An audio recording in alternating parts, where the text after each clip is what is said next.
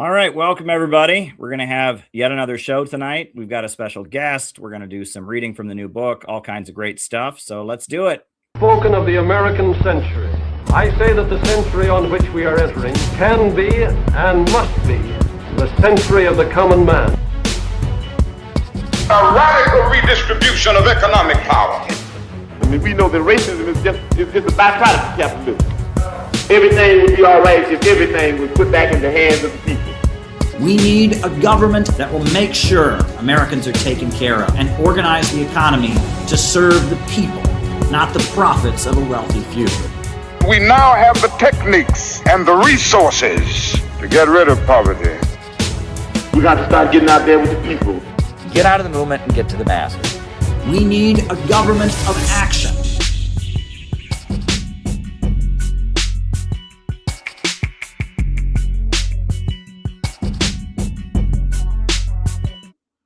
Welcome everybody. So yeah, tonight we're going to have just another stream for the opening section. We're going to have a guest who will be joining us. Then after that, I'm going to do some reading from the new book. And then from there, I'll answer any questions that people have. So those questions for the second half of the show can be sent as Rumble Rants. You can cash at me at CalebMoppin22, but the best way is to go to Buy Me a Coffee. So with no further ado, I think I'll bring in our guest for tonight. This is Luke. Welcome, Luke. Thanks for having me on, Caleb. I appreciate it.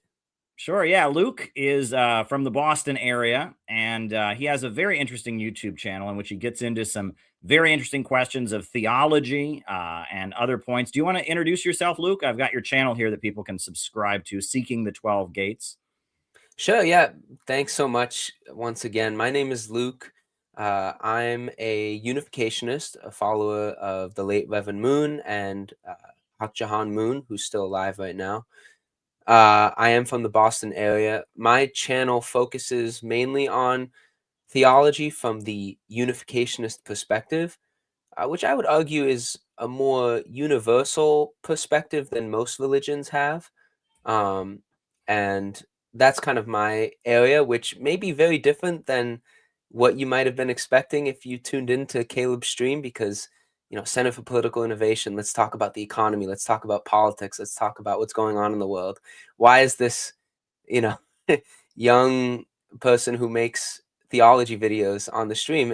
I think every part of society, you know, has something to offer. And, you know, what's going on with the Unification Church in places like South Korea is something that is not just of interest to me and unificationists, but is perking the interest of many in the world. And, you know, we're going to talk about that and probably some other things, but that's me, a little bit about me. And yeah, thanks again. Yeah, well, speaking of that, let's just talk about that. So Dr. Hak Jahan, who is the leader of the unification movement around the world, based in South Korea, widow of the late Reverend Sun Myung Moon, you know, known as True Mother, Mother of Peace. She has been held since the fall, right, in pretrial detention. She's out right now to seek medical care, from what I understand. They gave her 9 days out of this pretrial detention, but her criminal case is still ongoing. And to many, many people, including myself, I've been to many, you know, educational events about this and looked into it. This looks like just blatant politically motivated religious persecution. Do you want to talk some about the case, kind of give people a background on what's going on? Sure. So Hak Jahan is being accused of bribery of political officials using church funds, which in South Korea, religious organizations are not allowed to involve themselves financially or otherwise in politics, period. There's a very, in my opinion, unfriendly separation of church and state, which is a bit different than the United States because it's a more friendly separation of church and state. The government doesn't endorse any religion, but it, you know, very clearly encourages its, you know, expression of religion from the people. But essentially, those are the charges that Hak Jahan is being accused of. Other church officials, one name in the news a lot recently, Yoon Young-ho, is being accused of directly doing the deed. But the accusation is that Hak Jahan, as the leader of the movement, ordered people like him to engage in this bribery and embezzlement of political officials. The evidence in the case, however, keeps falling apart. There's a few days ago a phone call recording of Yoon Young-ho that was released by Family Federation in Korea, which basically has him stating flat out that Hak Jahan-moon never told him to do any of this and that she can't find out. And yet, despite the evidence against what the prosecution is saying, she's still being held in detention. And not just that, pretrial detention, which, we can't be too quick to put our American judgments on other societies, right? Korea's legal system, their conviction rates, they're all different. Their precedents are different. So we have to acknowledge that. But what it does not excuse, in my view, is the gross inhumanity of her detention, because she's 83 now. She has several health problems. She most recently had a heart problem. She has eye problems. She has knee problems. And yet she's in a really small cell. She can't have a wheelchair in that cell, which means she has to crawl everywhere. She's barely been let out for any medical treatment. Besides this time, the only time was for a few days for like an emergency glaucoma surgery. And her health condition, even according to, and this was just in Chosun Daily's, their newspaper in Korea, Korean newspaper, the legal team for Hak Jahan revealed that, and I have it right in front of me, so I'll just read it to you guys, that, quote, management within the detention facility is impossible, and she is at a life-threatening stage. And it was the medical opinion which was needed for the judge to grant this, temporary release for medical treatment. The medical opinion stated that, quote, if a fall occurs while she is taking anticoagulants, there's a direct risk of a cerebral hemorrhage, and continued detention could lead to irreversible consequences. Wow. Irreversible consequences. And yet the government of South Korea has just held her there, told her to sit there while the trial is dragged along and evidence mounts that she did not break the law or do anything wrong. And so that's essentially what's going on right now. Luckily, she's been released temporarily, but the problem is it's only for 9 days. If you know anything about, healthcare for elderly people, people of her age and with those health conditions need constant medical care, not necessarily at a hospital, although it's come to that because she's been denied access to medical care for so long, but a dedicated nurse, a home health care aide, these are things that people of her age need given her conditions, and she's being denied that for little to no reason. Yeah. I mean, it seems like a global trend now that, like, in a lot of countries, when one side wins the election, they then have to put the other side in prison. And that this is related to the attempted coup that happened in South Korea by the outgoing previous president. And now the other party is in office and they're going after people that they allege are linked to the other party. But then it looks like, Dr. Hak Jahan is linked to both parties. She has friends on both sides, and that this started out as some kind of political attempt to persecute the other party, but it's just kind of aimed at her, and they're playing up a lot of stereotypes and hysteria that's been whipped up against the church over the decades that have gone on. I know the church was recently dissolved in Japan, for example. Do you want to talk about that some? Yeah. And just to echo your point, first of all, I am not in support of the previous administration's and the previous president's coup attempt. It was bogus. It was absurd. Even, people on the conservative side of the aisle in South Korea are like, why the heck did he do that? Members of his own cabinet were shocked. But it is very political. The new administration has targeted anyone associated with the previous administration. Shincheonji Church, for example, Pastor Hyun Sung Bo, for example. And yet, like you just said, the Unification Church, Hak Jahan, tied to both parties. That narrative fell apart. Hak Jahan told them to do it. That's falling apart now. She's still there, though. So, and with regard to Japan, yes, the church, barring a, frankly, miracle Supreme Court decision, will be dissolved because, once again, the association of the Unification Church into the politics surrounding Japan and the assassination of Shinzo Abe.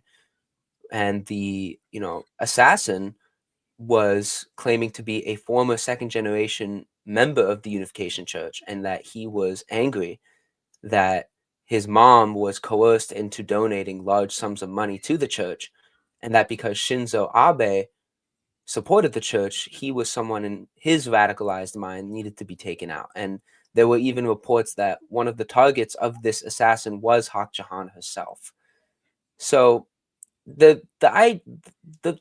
worrying trend for me is the targeting of certain people or groups who maybe have disagreements, maybe are unpopular in the society, but at the root for a politically motivated reason, because the person or the group is just against your party and they have some sort of influence in the government. Because that's the argument for dissolving the Unification Church on the other side of the political aisle, which is that they say the Unification Church is a harmful influence on society. Well, what defines harmful? Is Right. it because you don't agree with the other side?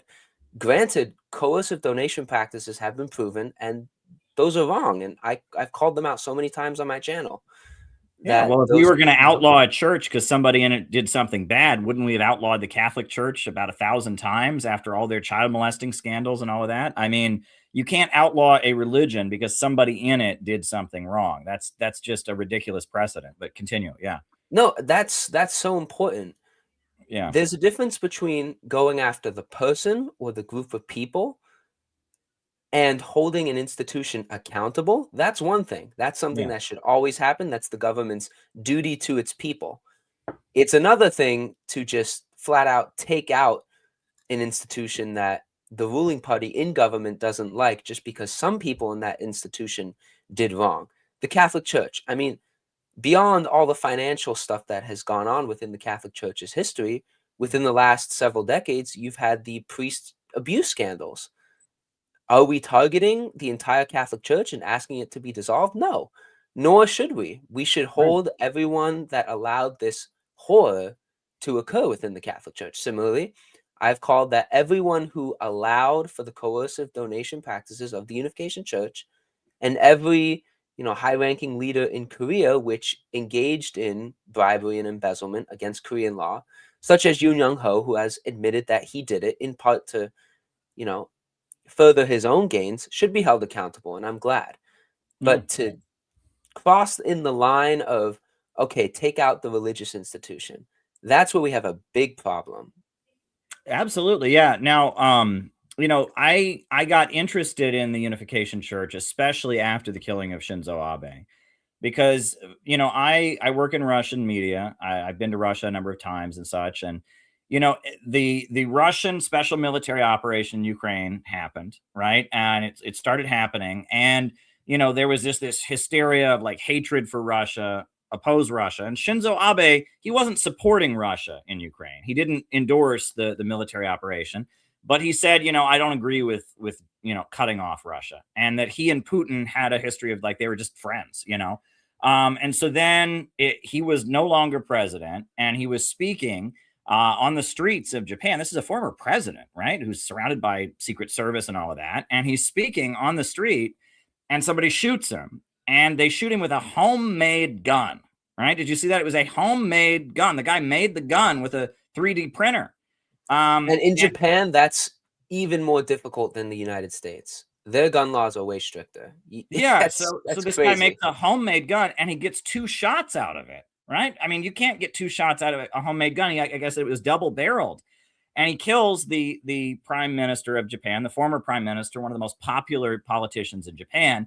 And then on top of that, I in my mind, I was thinking like, okay, so let's say that like a very popular, beloved American political figure was killed because they were associated with Buddhists. Well, wouldn't everyone's Facebook profile immediately change to a Buddhist symbol, and everyone would be like outside of Buddhist temples, lighting candles, singing, give peace a chance or something like that? So you'd think, Buddhist symbol in everyone's profile. yeah, you'd think that there would be just a huge outwave of sympathy for the Unification Church after this politician was killed for allegedly associating, but yet it was the opposite. The mainstream media in Japan adopted the narrative of the murderer and basically was saying, well, the murderer is right. And this guy kills a former president and a beloved former president at that, a very popular former president. and the media says, oh, well, this guy is right, and everything he says about this church that he's mad at is right, and then they use that to go after the church. That doesn't make sense to me, right? But then if you line that up with Shinzo Abe not agreeing with the hatred for Russia, I know that recently Shinzo Abe was his widow. About a year ago, she went to Russia, and Russian President Putin actually gave her his personal limousine as a gift, right? So it seems to me there's something bigger going on here. And that for a long time, the Unification Church has been targeted by these deprogrammer networks, right? These people that are involved in all kinds of illegal activities themselves, like kidnapping people, holding them against their will, trying to, basically browbeat their religion out of them. This has been going on for decades. And I guess there were some court cases, but in the 70s, it was particularly intense that they were like kidnapping people and all of that. And I exposed on this YouTube channel and in a book that I wrote that one of the people that was heavily involved in that was running some leftist YouTube channels, a guy named Steve Hassan, right? That he was an advisor to what was called BreadTube, which was Vosh and Thought Slime and ContraPoints. And he was basically advising them on how to write their videos. And I wrote a book saying that. And so then I saw what happened, what played out in Japan. And I thought, this is very, very interesting. And that's what led me about 3 years ago to walk into the Manhattan Family Church and shake hands with Reverend Milhan Stevens and say, look, we both want peace on the Korean Peninsula. I've been to Russia many times. I've met North Korean folks in Russia. I know that, Dr. Hak Jahan has been to North Korea. She's met Kim Il-sung and all of that. And that the church is committed to a non-military but reconciliation, reunification of the Korean Peninsula. And I said, based on that, and based on the fact that it seems like we're both being targeted by similar people, my organization, the Center for Political Innovation, is widely accused of being a cult and all kinds of crazy stuff. I said, let's talk. And it's been an interesting journey for me, I will say. It's a kind of place I would not normally go, but we've done a lot of great work together around, pushing for this tunnel under the Bering Sea, which is a project that Reverend Moon and Dr. Hak Jahan have been dedicated to, in terms of reaching out, and encouraging peaceful reunification of the Korean Peninsula. So it's very exciting. And I feel like we're in territory in America in terms of politics and religion that is just kind of uncharted waters. A lot of people are doing what you're doing and starting podcasts about religion. There's widespread interest in religion in America right now. People are listening to podcasts about Buddhism, about Orthodox Christianity, about Catholicism, about Islam, various interpretations of Islam. There's widespread interest in religion all across America, especially among people our age and younger. But church attendance right now among all churches and all organized religion is very low. And so at the same time that people are very, very interested in religion, they're also very, very, very, very off-put and kind of alienated from existing religious institutions. And I think that means we're kind of at a turning point. The way people relate to religious topics is changing. And that means the work that you do on your channel, just kind of talking about your church's interpretation of the Bible, is very, very important, because people seem to be taking these ideas more seriously than they used to. I grew up in a small town, and a lot of people, they just went to the church their parents went to, and that they went there because their parents went there, and their parents went there because their parents went there, and people just kind of accepted things. But it seems like now people are thinking about religion on a level that they haven't thought about things before. And your church in particular, with the divine principle, right? That it has a very serious, well thought out, theology, right? Do you want to talk about that? Why it is that the ideas that your church puts out are a little bit more engaging than some of the more mainstream religions out there? Yeah, this trend that you mentioned about how people are interested in religion, but church attendance is still low. I think Reverend Moon foresaw that decades ago. He only built a church because he felt that was the only way to, share his teachings. He tried to network with Christians in South Korea. That didn't work out too well at all. But then in the late 90s, he announced this crazy idea that the era of the church is over. He announced that very clearly when he made the Family Federation for World Peace and Unification, that, legally speaking, nonprofit 501c3 in 1996. He meant it to be the starting point of the dissolution of the Unification Church, legally known as Holy Spirit Association for the Unification of World Christianity. Everyone was very shocked. And of course, that's a very radical idea that, okay, dissolve the church in favor of what? In favor of, in his view, a federation of families. And to describe a federation, I always go back to Star Trek. I Hmm. love Star Trek. You have the United Federation of Planets. Every system has has to apply for membership. You have to agree to the basic tenets of the federation, which is largely, of course, there's corruption stuff you find out in some of the shows, but in an idealistic way, the idea is, everyone is going to peacefully cooperate despite all the different cultures and languages and everything. And if you can meet those qualifications, the federation can protect you, but you can have your own independent system, independent trade. That's how I kind of think of Reverend Moon's idea of a federation of families Hmm. centered on common ideals such as God, family, the teachings in the divine principle. Now, has that worked out practically in the Unification Church? It's been much slower than, the proclamation of, dissolution of church. But then you have people in the 2010s who, for example, like Jordan Peterson, who captivated the minds of countless young men. And he's very religious, but he's very anti-institutional religion.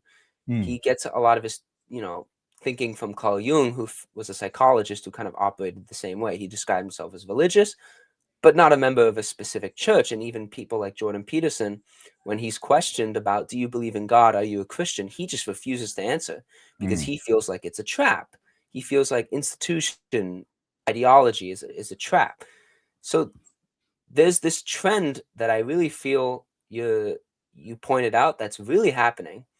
And I think the Unification Church and Unificationism kind of was ahead of the curve, at least in the realm of ideas.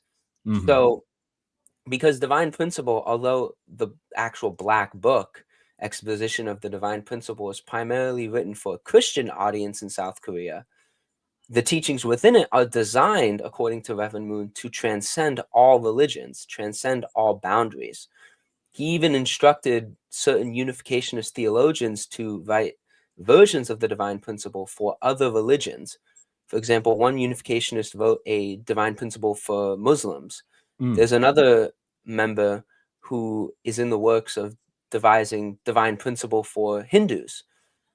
And Reverend Moon's background is very Confucius and Buddhist, and you see a lot of that, particularly in the first chapter of the Divine Principle, which talks about how the world was originally meant to be created.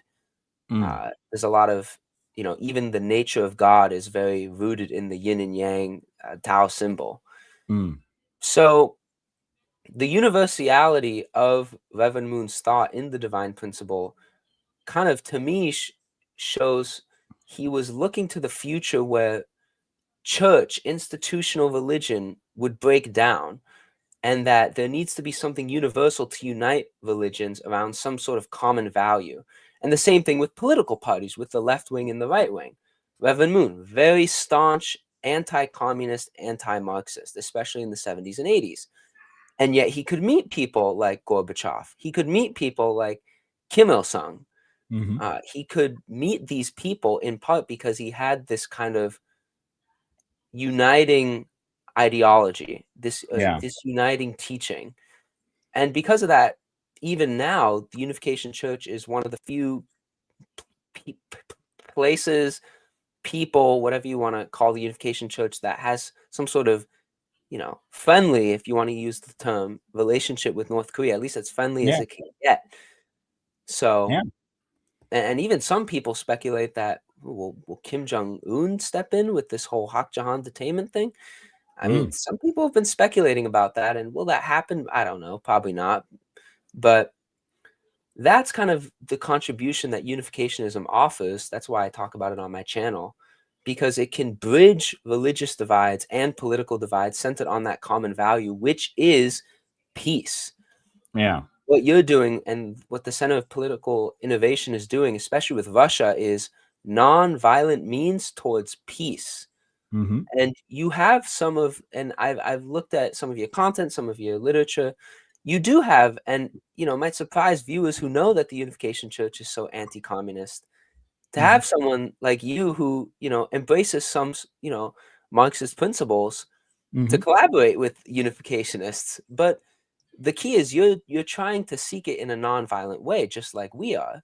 Yeah. And, there are those tenets in, in Marxism, for example, but, if you can move past that, then there's definitely some common ground, I would say, absolutely, for nonviolent peace. And, that's what we could use with Russia. We definitely need that with Russia.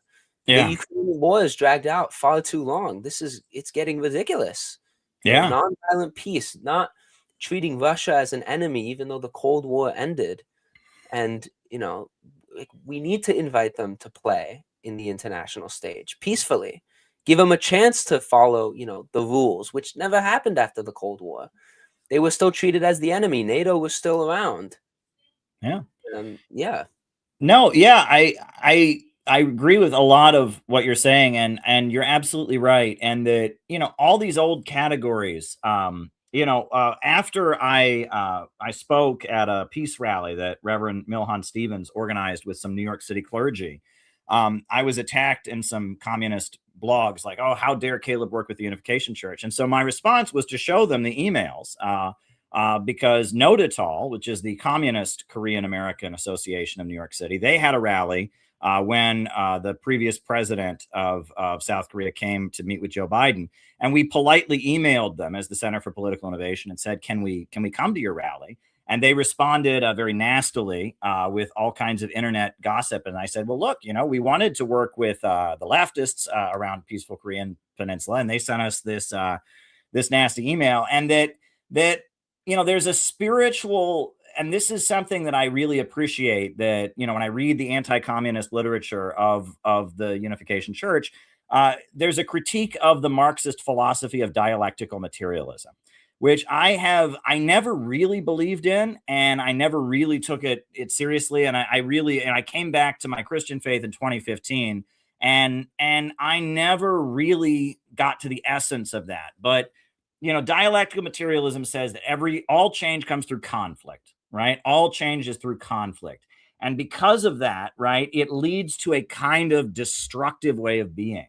And that, when you look at the woke people, they don't like North Korea, they don't like Stalin, they don't like Russia, but they still have that mindset of like, we're going to go out and fight everybody, and we've been wronged. And so we're going to take down the people who wronged us. And they have this kind of vengeful, rage filled politics. And that is, in a way, a descendant of Marxism, even though they don't really believe in Marx's economic theories or anything like that, but they carry with them like the spiritual energy of Marxism. Whereas the communist countries, especially after the Second World War, a lot of them realized that you can't build a society that way. The Cultural Revolution in China was an absolute disaster, right? Where basically everyone was being told to rebel, right? And students were persecuting their teachers, and children were turning in their parents, and everyone was terrified of being attacked. It was almost like mob rule.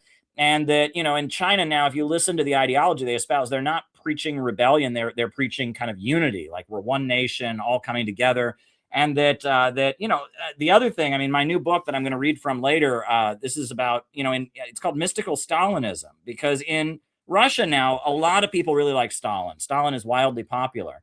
But most of the people who like Stalin are not communists. There's like a small communist party in Russia. It's one of the major political parties, but it's got like maybe a fourth of the seats in the parliament. They like Stalin because they think he was a communist. But a lot of Russians believe that Stalin converted to Christianity, which is not the official position of the Russian government, which is actually not the Russian Orthodox Church's position. But there's legends of Christian Stalin throughout Russia, and that people see Stalin when he broke with Trotsky and Trotsky's theory of the permanent revolution, and the way Stalin kind of unified the nation to drive out the Nazi invaders. They see that as almost an expression of Stalin, like kind of breaking with the dialectical Marxist way of doing things and kind of embracing kind of Christian and Russian Orthodox values. I find that to be really, really fascinating. And I wish, this book is just kind of just barely, it's mainly touching on it in relation to the American communist movement at the time and how it changed. But I almost wish I had time to go over to Russia and just really investigate this legend, because I find it fascinating. Like, there are churches where they have images of Stalin with a halo around his head.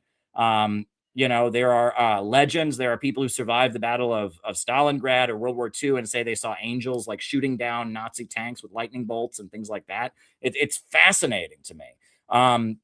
And that a lot of the people who like Stalin, they like him in a very kind of conservative way. They see him as like the father of the nation, the unifier, and that also what's interesting is the woke people, a lot of the stuff that they believe and a lot of the things that communist governments believe don't line up. For example, the LGBT thing, the communist countries very much largely believe that is a conspiracy to bring them down. Cuba is very, very tolerant of LGBT stuff. They have gay marriage and things like that. But, the gay marriage, they don't have that in Venezuela. They don't have that in Belarus. They don't have that in China. I believe homosexuality is still actually illegal in China. Technically, they don't really enforce it. They don't go around persecuting gay people, but it is technically illegal from what I understand. And that, George Soros is the guy who's funding a lot of the woke activist groups. And he was involved in bringing down the various communist governments in Eastern Europe in 1989. He funneled money to the protests and all of that. So things don't exactly add up. And like Tucker Carlson, right? He's a conservative, but he's one of the most sympathetic people to Russia and opposing U.S. regime change wars who's out there. Whereas a lot of these people that are out in the streets for Black Lives Matter and they're happy to go break windows for whatever the latest trendy cause is on CNN, you ask them about any country in the world that the U.S. media hates and they hate it too, right? They just it's almost like their anger and their desire to tear things down over here almost lines up with the wars around the world. They want to tear things down around the world and tear things down over here, right? Maybe it's that permanent revolution that Trotsky talked about. I don't know. And that, that my understanding, and you know way more about this than I do, but my understanding is that Reverend Moon's critique of dialectical materialism, he didn't just say it was wrong, right? He had his own understanding of something he called, like, was it unity, division, or origin, division, union? Is that correct? Yep, origin, division, union, unity of opposites through the Okay. logic of what he called give and receive, where opposites, instead of coming into conflict, they give and receive in harmony. And that's actually how you get unity and development. Wow. Can you talk more about that? Can you explain that in a little more detail? Yeah, so that is the logic in unificationist anti-communist literature, but in divine principle, the idea of origin, division, union, action starts from God. So it gives the idea that when God created human beings, God, the origin, has duality, right? Going back to the yin and yang symbol. If Okay. God is a being of duality, and Reverend Moon and divine principle gets this from the Bible, where everything's made in the image of God. Okay, what's everything around us? Is that every living thing in pairs? Okay, it looks like it for the most part. So then God must be a dual being of positivity, negativity, internal or invisible, external, invisible, and as well male and female. So God, the origin, divides in two in the physical universe because we're all made in the image of God. But then the opposites in the physical universe, whether it's protons and electrons, or what do you call it? Stamen and pistil, or male and female animals. And then same with human beings. To produce something, not just a union, but children, you need man and woman coming together, opposites. So that's kind of how you get that origin, division, union action. And so when you look at the development of history, you could argue, okay, you have an origin point of the world, and then you have opposites. You have good versus evil. You have conflicting sides. Does that mean that they're always continually in conflict, or is that conflict, which does occur throughout history, is that conflict seeking something higher, a higher standard of goodness? Divine principle would argue, and unificationism would say yes, because God is guiding history. The inevitable conflict and wars between the greater standard of goodness and the lesser standard of goodness, if there's a difference in standard, they will collide. But the fruit is that there's a progression in history.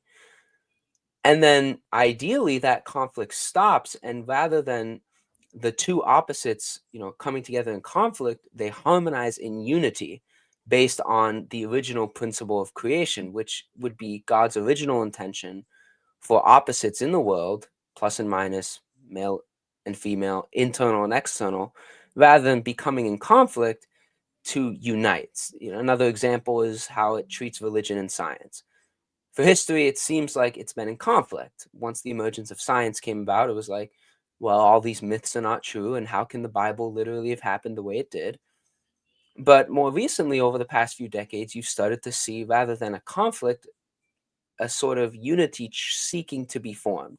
Unificationism tries to do that. Other people try and do that. And so that's kind of the antidote for the dialectic seen in Marxist ideology, which Mhm. says that the only way to really bring about change is just keep struggling, keep struggling, keep struggling. Right. Unificationism says, okay, stop struggling, give and receive in unity centered on something higher. In unificationism is a religion, so God, Right. or a higher value, and that will create the peace and unity that people are seeking. If you just keep going into conflict, bad results will happen. Yeah. Well, I guess, I'm gonna ask you, since it is a religious topic, but it's certainly related to Sure. politics. Lately on this channel, we've been talking about well, the whole Epstein scandal, right? Yeah. And that a lot of what we're seeing from the Epstein scandal seems to come right out of the Old Testament, right? If you read the Old Testament, there was Yeah. this group of people, the children of Israel. Among them, they would start worshiping this god Baal, or there was another god named There's Moloch. Baal, there's Moloch. Moloch's a big one that people like Alec Jones has talked about for years, saying that people in Hollywood and the elites, they literally worship Moloch, Old Testament figure. Yeah, and that it appears that Jeffrey Epstein, in addition to his human trafficking of minors, that he was engaged in human sacrifices of some type and some kind of human sacrificing ritual. And then the name Baal, Baal, is Yep. in his emails. Some people wonder if it's a typo or they just put it in there or whatnot. And there's other references to ceremonies and satanic rituals and Oh, such. wow. And people look at that, and I mean, it's just horrifying. And the way this guy seemed to be so indifferent to other people's suffering. I mean, treating people as like literal slaves that he's using to bribe politicians with and blackmail them and all of that. But I mean, it appears that what the prophet Jeremiah was urging Israel to repent from is back, right? I mean, it looks like this is like an Old Testament Bible story happening before us in real life. That the rulers of the nation are corrupt. I mean, it's kind of surprising to see, and it's right there. And what's crazy is the whole country is reading these files, and we're horrified. But there's a desire to just kind of move along. No arrests have been made. I mean, it's. I mean, what do you make of all of this? Oh my gosh. I mean, it's insane, honestly. I mean, the big overall, my picture is essentially when you have shadows in a society, the longer they stay hidden, the worse it gets. Just like in the unification movement, you had shadows surrounding the coercive donation practices and corruption of certain leaders in the movement. Okay. Now, because it's been hidden for so many years, it's crashed down and it's harming, Hak Jahan, a genuine spiritual leader. Hmm. Same thing with the Epstein files. It's like these shadows from the ruling class elites of our Western society have been there for decades. There have been rumors and just been called conspiracy theories of, Alex Jones, one of the original, people that people remember who were, talking about, we filmed this. There's, the elites, they're worshiping Moloch, they're sacrificing babies. There was someone on Joe Rogan's podcast even recently that said, yeah, like people in Hollywood, they do like, blood sacrifice rituals, really Old Testament stuff. Yeah. Now it's coming out, and now people are freaking out because it's like, oh my gosh, like it's real. Like it's almost like people's psyches in part can't handle it. But as to, the arrests and all that, I mean, who knows? I mean, Mhm. I mean, in the end, President Trump is in charge. Yeah. So the question, and he promised, like everyone else on the Republican side of the aisle, to release the Epstein files. Now that it's shown how crazy it is, I mean, I really doubt that President Trump, for example, knew how dark it went, because this Mm. is really dark stuff. Like, and it's like to have people that are influential in society worshiping Old Testament deities is like that's to unpack that is like that takes so long to unpack that and process that. So on the one hand, it's like, okay, you find out what's really in there. Now what do you do? Well, you're making it worse. The more like the whole process of removing these shadows has been terrible. Like you Hmm. got to rip the band-aid off, man. You got to rip Mm. it off because now no one now there's huge distrust. if Donald Trump under his administration just released all of them immediately, you would not have all these, people online having all these, hysteria and like taking so many things out of context. Like, for example, a little email here, and people are like, oh, this person's guilty, but it's like, well, no, it's just an email. It doesn't mean anyone did anything. But then there's other things where, there's clear allegations that someone did something, and it's like, wow, we'll still let them walk free. It's like the delay in removing this shadow from our society has become a big problem. Yeah, Now well, people don't even trust what's in the Epstein files. There was all this talk of like, release them, we're gonna have all this information. But because they delayed it, and you have Kash Patel saying, oh, Epstein killed himself, we know it, and like, oh, there are no Epstein files, Pam Bondi said. And it's like, you set yourself up for total distrust. What do you expect the American people to do? Just suddenly trust you? yeah. I mean, it's ridiculous. That's how I make of it. It's just, we're not ripping off the Band-Aid.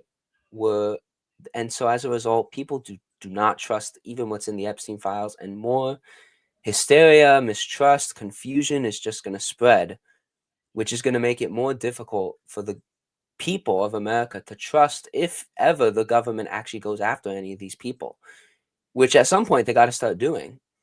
Yeah, well, it's interesting. When I think about the sacrificing of an infant baby, I try to understand that spiritually, because I feel like, when you look at so much of what Jesus's message was about, it was about love your neighbor as yourself, love your enemy, forgive your enemy, have empathy, have compassion, think about how other people feel. And so when someone takes an infant baby and kills an infant baby because they believe it will bring them good luck, or it'll result in them getting more money or whatnot, that requires them to like kill a part of themselves spiritually, right? And that you almost can view it almost not in a spiritual sense, in like a psychological sense. If someone can psych themselves out to just become so brutal and inhuman to do something like that, they can then go on and treat other people ruthlessly and gain from it, right? And that I think about, because infanticide was a really big part of the ancient world, right? In ancient Greece and ancient Rome and ancient Egypt, babies were killed all the time. Generally, it was like, if a baby was deformed in any way, or if the family didn't think they had enough food for it, they would throw the baby in the river or something like that. That was a big part of the ancient world. Yeah, And but in other cultures, I should add, in yeah. other cultures, as the Mayans and the Aztecs, it was ritualized. Mm, Every year, you would offer children to the sun god, mm. and it was this idea of sacrifice your best so that the best can come to the society in a ancient world perverse kind of way. Yeah, and that one thing was, in ancient Rome, they had infanticide. But I guess I wanted to say this. One thing that many people have pointed out about the Bible and about the religions that originate in the Middle East during this time, is that a lot of the stories that became popular involve babies that are left to die who grow up to do great things. Like Romulus and Remus, the founders of the Roman Empire, were left by the river to die Yep. by their father, and then they went on to become great leaders. Abraham, or I think it was Moses, was put in the river in a basket, and then he goes on to be the Prince of Egypt. And that the idea was that that was comforting to people because of this horrific reality of infanticide that was part of everyday life. But the other thing was that in ancient Rome, the Roman Empire practiced infanticide and actually required it of any deformed baby. If any baby was born deformed, you had to kill it. Or else Sparta was the same way. Yep. Yeah, or else you were punished somehow because you were potentially corrupting the gene pool. It was almost like eugenics. And so then, but as Rome became Christianized, they did the opposite, and they ended up outlawing infanticide. And that was part of the Christianization of Rome, was that they were outlawing it. And so I think of what clearly, the fact that so many satanic rituals involve that, it's almost like urging people to kill the compassionate, kind, and caring part in themselves in order to become ruthless. That's what I almost see that ritual as doing. And the other thing is that, when we talk about Satanism, right? I always point out to people, Anton LaVey, the founder of the Church of Satan, in his book about what Satanism was, He said Satanism was radical individualism. It was the belief that compassion is weakness, that, kindness is for suckers, is for fools, just be purely selfish, right? And he encouraged his followers to study Ayn Rand and the objectivist, the atheistic objectivism of Ayn Rand, and that kind of radical individualism, right? And it says that there is no truth, that truth is just kind of defined by human will, and that we can kind of make our own truth, and that anyone who tries to tell you any truth and set out any moral principles or truth for you is being totalitarian and violating your rights as an individual. And the truth and right and wrong are set by bold individuals who just go out. I mean, as Friedrich Nietzsche talks about this.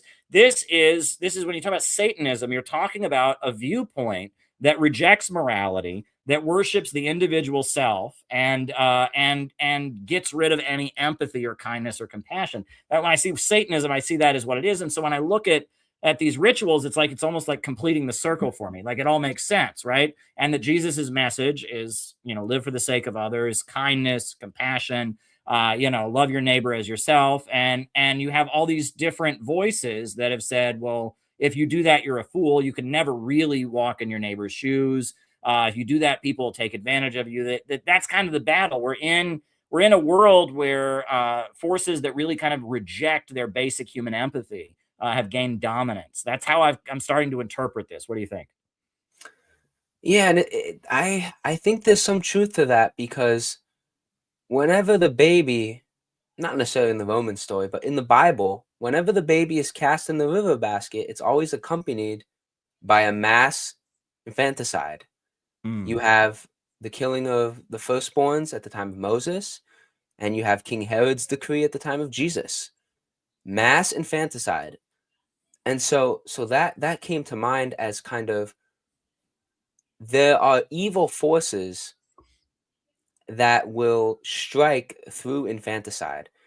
If you're a Christian, and I this is my viewpoint as well, I don't know where you stand on this issue, but abortion, mass infanticide, if you're a Christian, that's what it is, plain and simple. And it's happened since the 1970s. So there's this mass infanticide, and people like Alex Jones, I've mentioned him a few times. And the reason why I've mentioned him a few times is because, once again, he was kind of the first alarm bell of, hey guys, this may sound crazy, but all this is happening. None of you believe me right now, but I'm telling you, all of this Old Testament, Baal Moloch worship is happening. And infanticide's happening at the same time. And now a lot of what he said about that is, and other people have said it too, has come to light.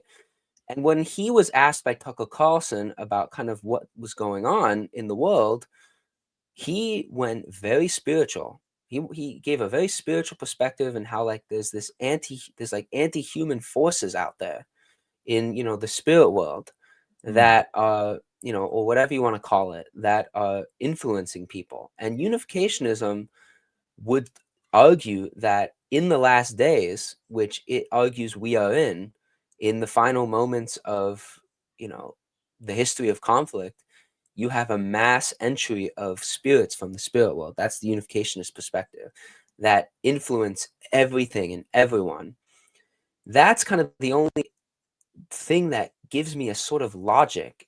And you're kind of pointing it out too. It's like, what's this spirit? It's the spirit of pure individualism. Sacrifice anything else for the individual. And that's kind of what these elites in, for example, Hollywood and Jeffrey Epstein circles seem to be doing. And it's tied to the Old Testament. And that's so bizarre. It's like, you would not, it's like child sacrifice was totally outlawed by Yahweh in the Old Testament. Totally outlawed. And one of the problems of worshiping Baal was this child sacrifice. Some Israelites were doing child sacrifice. And the other interesting part of this discussion too is that, from an academic perspective, Baal was a recognized deity in Israelite society for many years. In the end, the Southern Israelites won because the North was wiped out, and you have the Southern Israelites' writings. But from an academic perspective, the divide and the issue of solely worshiping Yahweh or worshiping other deities like Baal was a really intense discussion. it was really intense. And so it's so fascinating to find Baal pop up in the Epstein files, because, you know, Baal doesn't just represent, like, you know, the satanic false deity that the Israelites were worshiping. That in the eyes of the ancient Israelites was a real entity, a B'nai Elohim, it's called. If you read some scholars like Dr. Michael Heiser, who really focuses on the ancient Israelite perspective in interpreting the Bible, Baal, they understood as a real deity, real spiritual entity, a B'nai Elohim, a son of God from, you know, the spiritual realm. Basically, this scholar puts out the idea that there's God's spiritual family with which rebelled, which we commonly know as angels, B'nai Elohim to be accurate, and then the human family rebelled as well. And that's why there's that strange passage in Genesis 6, chapter 4, where these Nephilim, these kind of half intermixings between angels and human women were formed, and God was really upset about that. But for them, they really thought these entities were real, and they were just, you know, more angels, B'nai Elohim, that were meant to govern on behalf of God, but rebelled and sought worship, and which is why they're wrong, and which is why they're false deities. But in the modern Christian context, we just think of Baal as like, you know, a false god, a false deity. Just, you know, it's just like the golden calf, like a statue they made. Like, no, no, Right. no. The people who wrote the Bible thought they were real entities that were in opposition to God's will. So it's possible that if you embrace a spiritual side to things, that even if you're not a unificationist, and the unificationist, you know, understanding of the spirit world, or even if you're a Christian and you kind of retreat from the notion of spiritual entities, which many Christians do, because, you know, it makes sense that it's easier just to focus on the deity or the entity of Satan, I should say. It's much easier. But from the ancient Israelite perspective, there were a lot more than that, and they were wreaking havoc, and they're going to come back at the end of time, because they know that defeat is imminent. That was a little bit of a theological tangent there. Maybe your audience is Oh, not used to it. I know the YouTube audience is, my friend Mike, who I did a video on, he's in our chat now. oh, Who is good. like God. He's in there. There's a lot of theological discussion in the chat right now on YouTube, at least. So I'm Oh, I'm glad the sure. viewers are engaged. Yeah, no, and that's you know, we wanted to have you on to bring your perspective and talk about events in South Korea. But let me circle back to that. Would you say, do you think it is these satanic entities that are within our government? Are they the ones that are driving the persecution of Dr. Hak Jahan? Do you see that connection, or is it yet to be seen? In my mind, it's yet to be seen. I mean, I will say there are unificationists, you know, just regular followers like myself, Hmm. who do say, like, okay, President Lee and the South Korean administration, they're possessed by some evil dark spirit. And, you know, because unificationists see Hak Jahan as a very, you know, historical figure, a Hmm. very important figure for God's work in the world. So, but in my view, I don't know. You've gotten me to think about that, actually. Okay. And the spiritual side to what's going on, not just with Epstein and his files, but also what's going on in South Korea. Because, I mean, the opposition, there is a common thread, I will say. There's a taking advantage of shadows within an institution, you know, Hmm. governmental institutions here, Unification Church institution in South Korea. There Right. are evil forces that are taking advantage of shadows and sins of people, you know, in those institutions, but are using it to just totally destroy religion and God. Like, you can't have that in a society. You can't have that. You can't be unfriendly to religion, and you can't twist religion to your own machinations, because President Lee in South Korea has said openly, you know, he wants the government to approve and disapprove, legally speaking, religions. And of course, who's at the top of the list of those who are to be excluded and dissolved? The Unification Church, and as well another church, Shincheonji. Mm. Bye bye. We think you are a harmful influence on the society. So guess what? We as the government get to dissolve you. antithetical to anything in the American Constitution, that's for sure, which Yeah. forbids the government to do so. But it's totally, using religion for its own purposes. And maybe that kind of happened with the elites surrounding Jeffrey Epstein.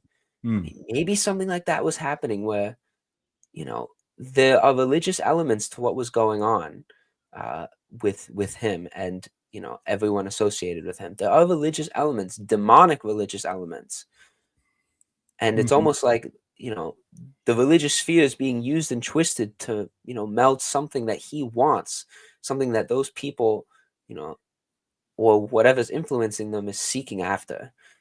Yeah, well, when we talk about how young people and people our age and younger are more interested in religion, I almost view this as like this is like full circle, because I remember when the new atheist movement started when I was in college, when Richard Dawkins was suddenly on TV, and that all of a sudden there was this widespread criticism of religion everywhere in a way that had never been. It used to be kind of a faux pas. If a celebrity said they didn't believe in God or something, that was like, ooh, like that was kind of scandalous, but now, but suddenly there was just this wave of atheism and Bill Maher and all these people, and it kind of turned into mockery, right? In a lot of cases, very crude and kind of nasty mockery. And you had a lot of like young men who grew up in religious families, and perhaps they were like smarter and felt that, more bookish, and felt they'd been bullied, and like they were smarter than everybody else, and they were atheists, and all the people around them were dumb, and that this was their like revenge on the world, kind of.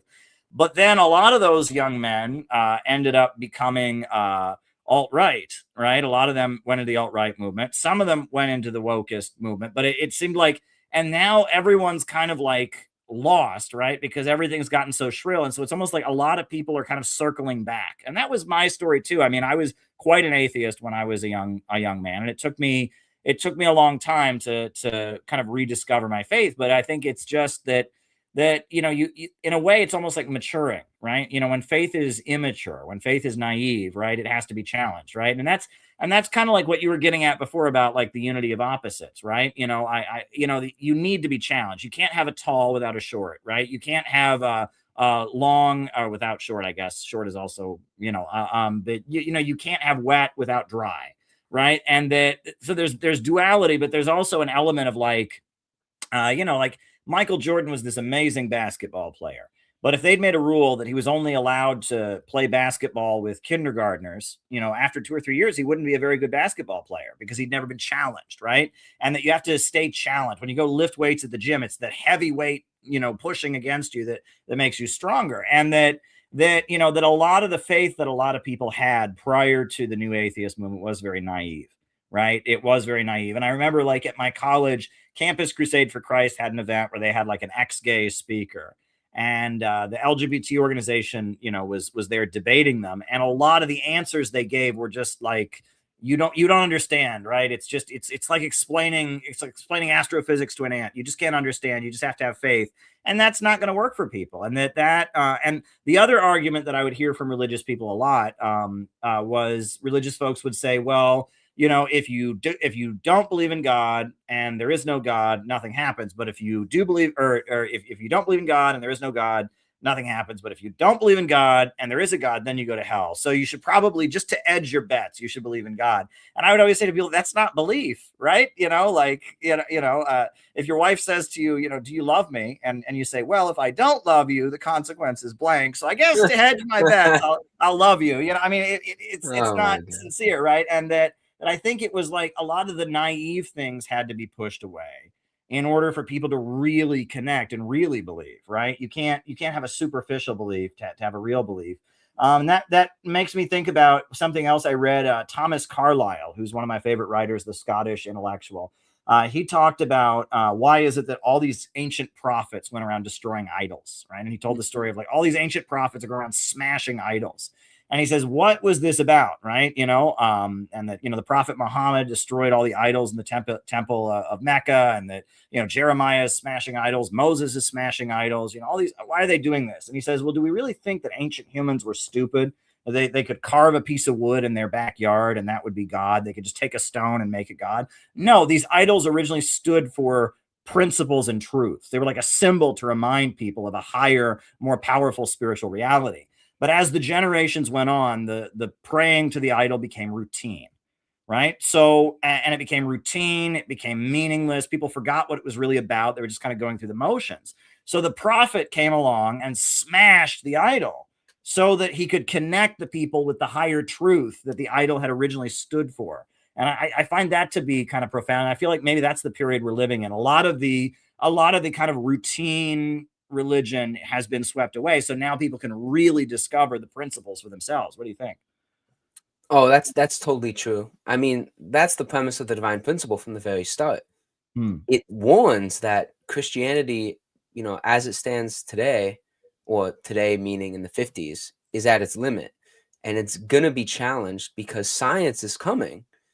And, they're going to, you're right. You can't just have like, oh, just have faith, or, just do it. It's just not right. It's like, you're leaving room for someone like Richard Dawkins to come on the scene. And it took a lot of time for there to be a successful opposition to the new atheist movement, which, the atheist movement has a lot of holes in it. Yeah. But nothing could arise quickly because there was that kind of attitude of faith. And, you had, I mean, yes, I would say, oh, well, unificationism has the divine principle, but it wasn't necessarily that widespread enough to counter something like the new atheist movement. I mean, it tried with its literature, its anti-communist literature, its anti-atheist literature, in addition to the divine principle, but it's only so far it's spread. So, but in the recent years, you've had people, modern intellectuals, specifically centered around, gaining the following of young men in particular, refuting the claims of the new atheists, such as Mhm. Richard Dawkins. And Yeah. Richard Dawkins hasn't given up, but he's kind of an old croak at this point. And, will there be anyone to replace him, or will the rise in this interest in religion of young people, especially, not necessarily rooted in a church, but rooted in the actual ideals and principles behind religion, will that continue to rise? I think it will. And I hope the world, can benefit from that, because there have been, of course, many times in the world's history where, the world has not necessarily benefited from a zealous following of religion. But if it sticks to seeking a higher truth, seeking principle, seeking, the actual living God, and not so much an institution, or in Reverend Moon's words, if it goes more towards the end of the era of church and into the era of families, Mhm. perhaps there's hope for the Yeah. religious sphere, and hope to have nonviolent peace, which, hopefully is the goal of religions in general. Peace in the soul, peace in the world. Absolutely. Well, listen, Luke, it has been so great to have you on, and I hope that you will come back on when there are updates in the case. Absolutely. Yeah, as when there are updates and all that, and people should go subscribe to Luke's channel Thank because you. Luke is doing videos all the time. If you liked what we were just talking about, get into his channel because he gets a lot deeper with all of this, and he has Thank you. people on who don't agree with him, and they go back and forth. It's good stuff. You should check it out. So go subscribe to Luke's channel, Seeking the 12 Gates. It's been a pleasure, and I'm sure I'll run into you again, if not in Boston, in New York, or some other place. So I wish you the best in all that you do. Stay strong. Sound good? Yes, thank you. You stay strong as well. Have Yep. a good rest Thanks, of the Luke. show. See you all later, audience members. Yeah, that was Bye-bye. fun. Yeah, that was great. That was great. Luke is a great guy. I was looking forward to having him on the channel, and it was good that we could just have our talk. And we continue to pay attention to the Haq Jahan case and everything going on with that. So, yeah, we're actually still in the opening part of the show. So what I'm going to do next is I'm going to put some music on. And while I'm putting the music on, I'm going to get a drink of water. And I'm going to, get all set up. And then I'm going to read from my new book, Mystical Stalinism. And while I'm doing that, while the music is on, and then later when I'm reading from the book, I need you all to send in some questions for me to answer in the second half of the show. So if you can send your questions via Buy Me a Coffee, that would be a great way to send your questions. You can also do it via Rumble Rants. If you're on the Rumble, you can also do Cash App, Caleb Maupin 22. But yeah, send in your questions. I see Hemp Car has already sent in a question as a Rumble rant. Let me see. Has anyone bought a coffee as of yet? No one's bought a coffee as of yet. So if you do, you'll be one of the first. You'll be one of the first to do that. So yeah, and that should be good. So yeah, so I'm gonna put on some music. And then we will read some from the new book, and then I'll be back. So I think I'm going to put on. This is Cornelius Cardew, who we like on here. He did the melody of communist songs from Germany, and if I can put that on, I might put on the German melody, yeah, from Cornelius Cardew. So send in your questions for the second half of the show. We're going to do some reading when I get back.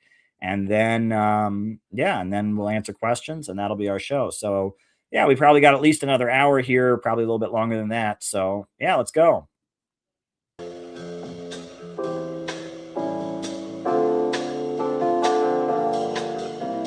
Stalinism, he was out in front, his fist was raised to strike them. Brigades were growing thick and fast to take the battle forward.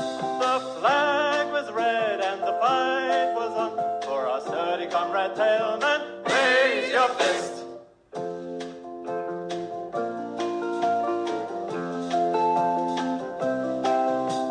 Sound the alarm, the phony court has sentenced him to perish.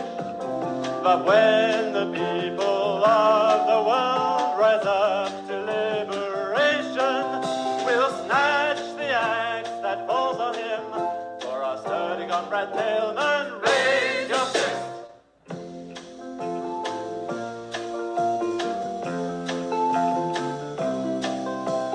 Dimitrov was in just this spot. The traitors thought they had him, but news was spread at lightning speed, and world opinion freed him. The world awakes, indignation flames. For our sturdy comrade Tailman, raise your fist.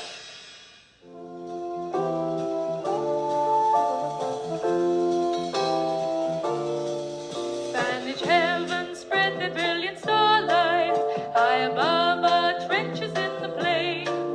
From the distance morning comes to greet us, calling us to battle once again. Far off is our home, yet ready we stand.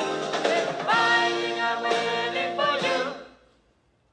Freedom!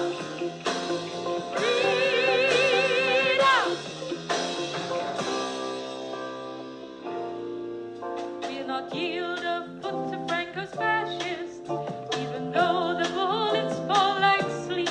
To stand those peerless men are comrades, and for us there can be no retreat. The road is our home, yet ready we stand. We're fighting our winning for you. Freedom!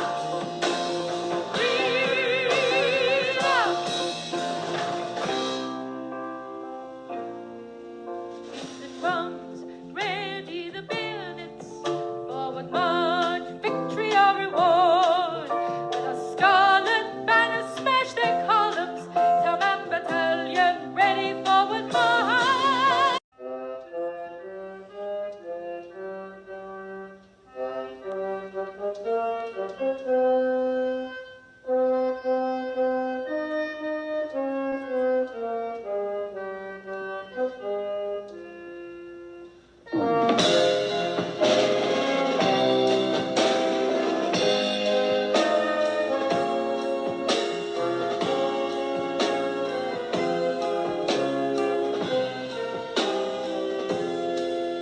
And just because he's human, a man would like a little bite to eat. He wants no rule and a lot of talk that gives no bread and meat.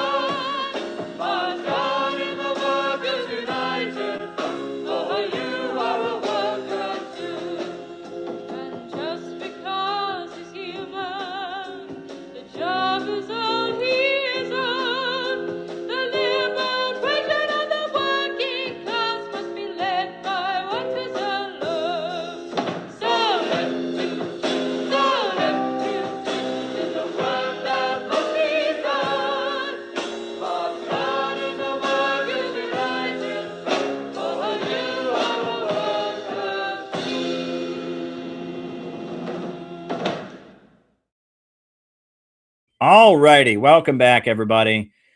All right. So now we are going to read from my new book. My new book is called Mystical Stalinism and the Struggle Against Revisionism in America. And it is a very unique take on the history of the Communist Party of the United States and the history of the Marxist movement and what the fight against revisionism and the rise of Stalin really signified, what Khrushchev's secret speech and the fight that proceeded and all of that, what was really being represented in the wider struggle. And it puts the work of the Center for Political Innovation, my organization, in context, but it also draws from the kind of reinterpretation of Stalin and his life that's taking place in Russia right now. This is my new book. I wrote it in Minneapolis, and I like how it turned out. We have a nice cover there, which, I really liked getting this cover put together. I really felt good about the cover. It's a nice white volume here. We got gold mystical Stalinism there on the, it all worked out. I feel good about it. I really do. I was stuck in Minneapolis for a week and a half, almost 2 weeks, really. And so while I was there, I decided, why not write this book? So I wrote it and came back, proofread it, went over it a few times, drew some more source material, and got a lot of great photographs, by the way. It's got a lot of great historical photographs. And I wrote this book, which kind of serves as kind of a guide for the Center for Political Innovation and what we're trying to do and how it fits in with bigger spiritual and historical battles and the history of Marxism and everything else. So, this is the book. It's available right now if you'd like to read from it, or if you'd like to get a copy for yourself. It's available here. It's available here. There it is. And Penny is right. They had great Mexican food in Minneapolis. At the Mall of America, they have an amazing Mexican place. I would sit in that Mexican place and write this book for hours. Shout out to the staff there that brought me many, many Diet Cokes, unnamed diet beverages, refilled my unnamed diet beverage many times as I pounded the text of this book into my laptop. Great folks. That's the book. And, if you want to get a copy, feel free. I'm just going to start reading it tonight. And also, while I am reading from the book, think of some questions for me to answer in the second half of the show. The best way to send them would be to go to buymeacoffee.com/Caleb Maupin. Or you can send them as Rumble Rants, or you can cash at me at Caleb Maupin 22. But I'm just going to start reading from this book. So sit back and enjoy. I will begin reading from the book.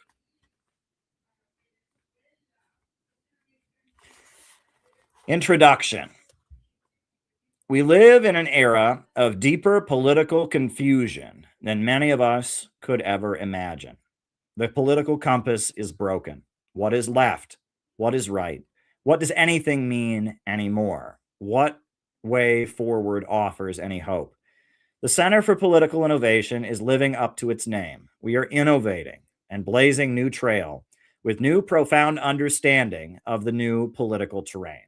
However, at the same time, we are affirming certain truths and realities that seem to have been forgotten or obscured.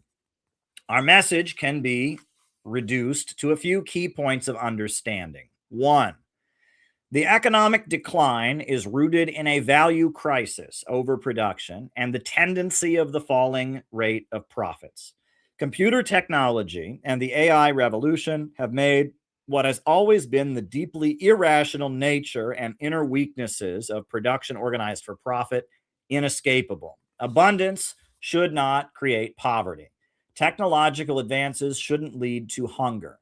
Human innovation should lead to a prosperous life for all, but in a system where the anarchy of production and the chaos of the market prevail, technological advances lead to a prolonged, unsolvable economic crisis that can only be resolved with centralization and planning of the economy by a state that works against the big monopolies and in the interests of the overall population. 2, the BRICS economy and the alternative to the Western monopolies is the future. Russia, China, Iran, Vietnam, Cuba, Burkina Faso, and many other countries have governments rooted in anti-colonial revolutions that exercise strategic control over their economies to ensure growth. As a result, the crisis that is making the Western profit system unsustainable is not weakening them. A multipolar world where the new economy flourishes and trade with countries on the basis of win-win cooperation is the only way forward and is the inevitable path of human history. 3, a mass movement opposing the big monopolies and their wars must be created in America. The economic suffering of Americans as living standards drop should be the basis of building a mass movement to oppose the big monopolies and their drive toward a police state and war. Identity politics, trendy liberal causes, culture wars, etc., are a distraction. Populism must return. We need a government of action to fight for working families. We must oppose the emerging low-wage police state and the danger of a new world war. 4, human creativity must be celebrated, and the focus should be on creating a government that enables humanity to flourish. As we move toward a gig economy and a society of increasing individualism, the idea of building a workers versus bosses movement is outdated and not viable. Rather than demanding labor unions seize control, the focus should be on the creation of a state that represents the entire population against the big monopolies and utilizes state power to unleash and invest in human creativity and innovation. A pro-growth, pro-humanity state is the goal, repudiating the high-tech dark ages and Malthusian pessimism of the decaying globalist imperialist system. 5, the focus must be on building an axis of resistance within America. We do not seek to build a book club or social media brand to serve as intellectual stimulation. We do not seek to build another leftist hate group that engages in destruction and libidinal rage release to serve the status quo. What is urgently needed is an organization with a base in communities, bringing people together to work in their own interests against imperialism and connecting each other to overcome atomization. No other organization in America has anything close to the understanding or vision presented in the above 5 points. The Center for Political Innovation rallies around the slogan, "We need a government of action to fight for working families." We seek to build centers of community power focused on opposing the danger of a new world war and the emerging low-wage police state.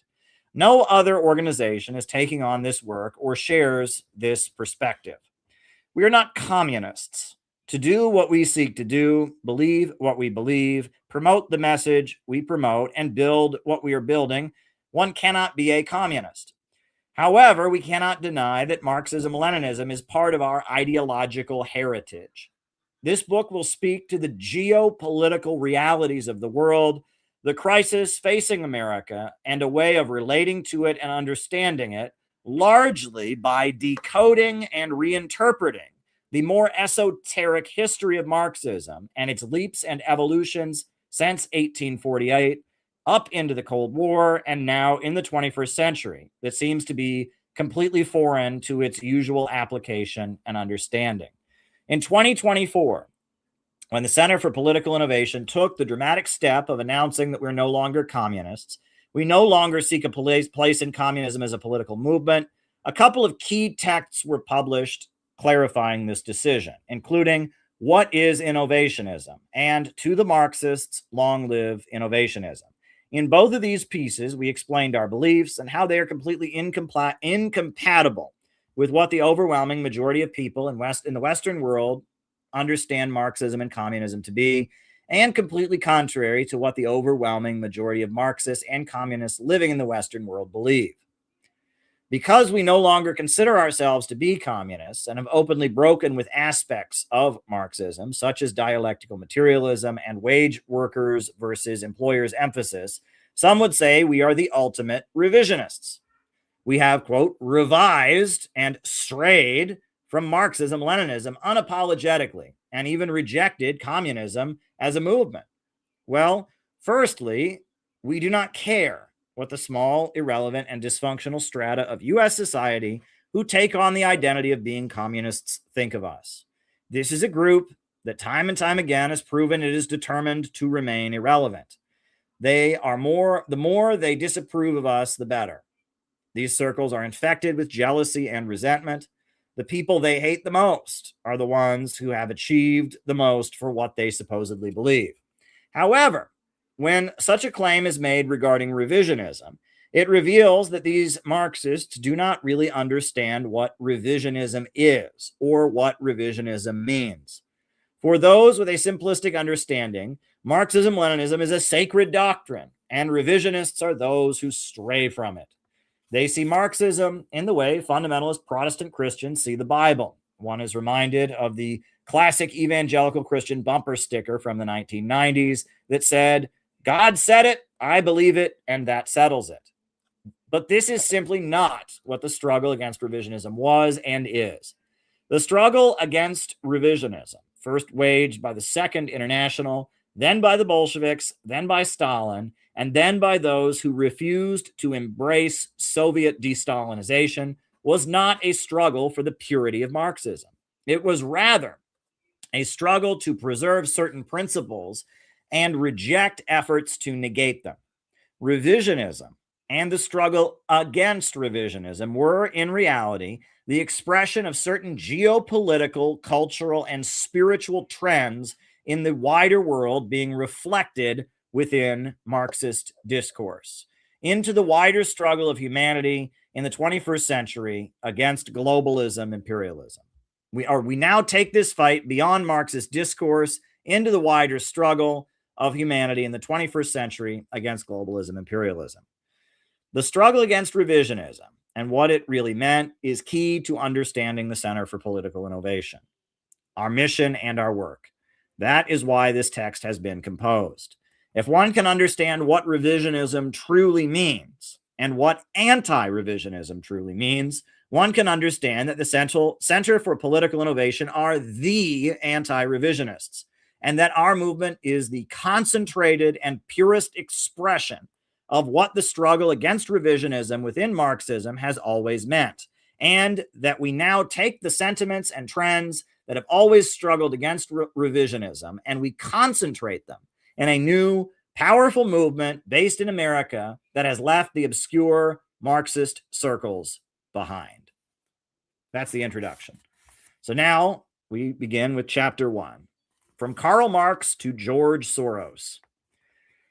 Karl Marx's ideas, articulated in the Communist Manifesto, the Poverty of Philosophy, the Critique of the Gotha Program, and more clearly in Engels' Anti-Düring, or the concentrated version entitled Socialism, Utopian, and Scientific, come down to a few key points. History is driven forward by human beings striving for a higher mode of production. Hunter-gatherer civilization gave way to slavery. Slavery gave way to feudalism. Feudalism gave way to capitalism. Each system of production became outmoded as technology and human labor power expanded beyond its narrow limits, necessitating a social revolution to create a new system to fit the new, more advanced methods of production. As human beings increased their life expectancy, expanded their population, and lived more comfortable lives surrounded by greater abundance, they constantly reinvented the economic and political systems to accommodate this new mode of production. Capitalism, the system of production organized for profit, where wage workers rent themselves out to employers, presented the world with a problem that had never existed before in history: poverty amid plenty, poverty created by abundance. The utopian socialists observed this long before Marx, the problem of glut, with the market being so saturated with goods that the result is unemployment, poverty, and general breakdown of the economy, had never been widely experienced until 1825. From that point on, it became a regularly occurring and almost constant problem.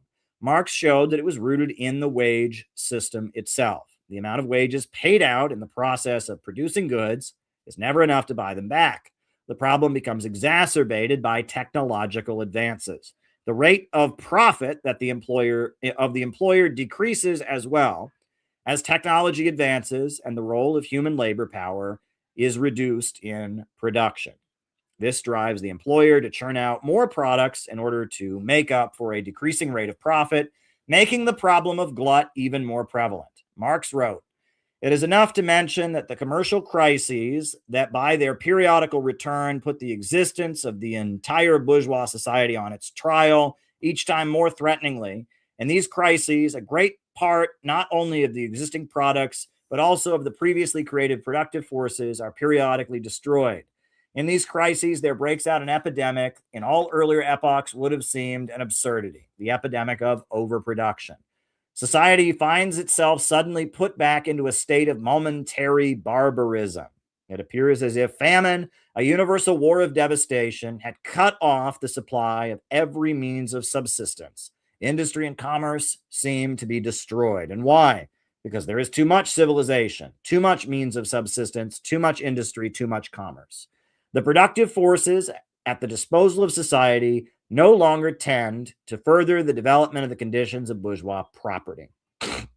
On the contrary, they become too powerful for these conditions by which they are fettered, and so soon as they overcome these fetters, they bring disorder into the whole of bourgeois society, endanger the existence of bourgeois property.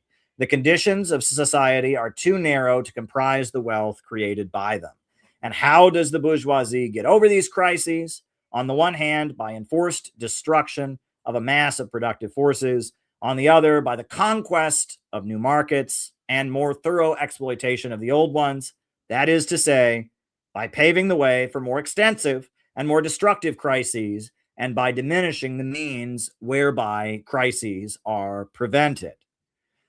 Engels explained the problem of capitalism creating poverty amid plenty as well. Quote, "We have seen that the ever-increasing perfectibility of modern machinery is, by the anarchy of social production, turned into a compulsory law that forces the individual industrial capitalist always to improve his machinery, always to increase his productive force.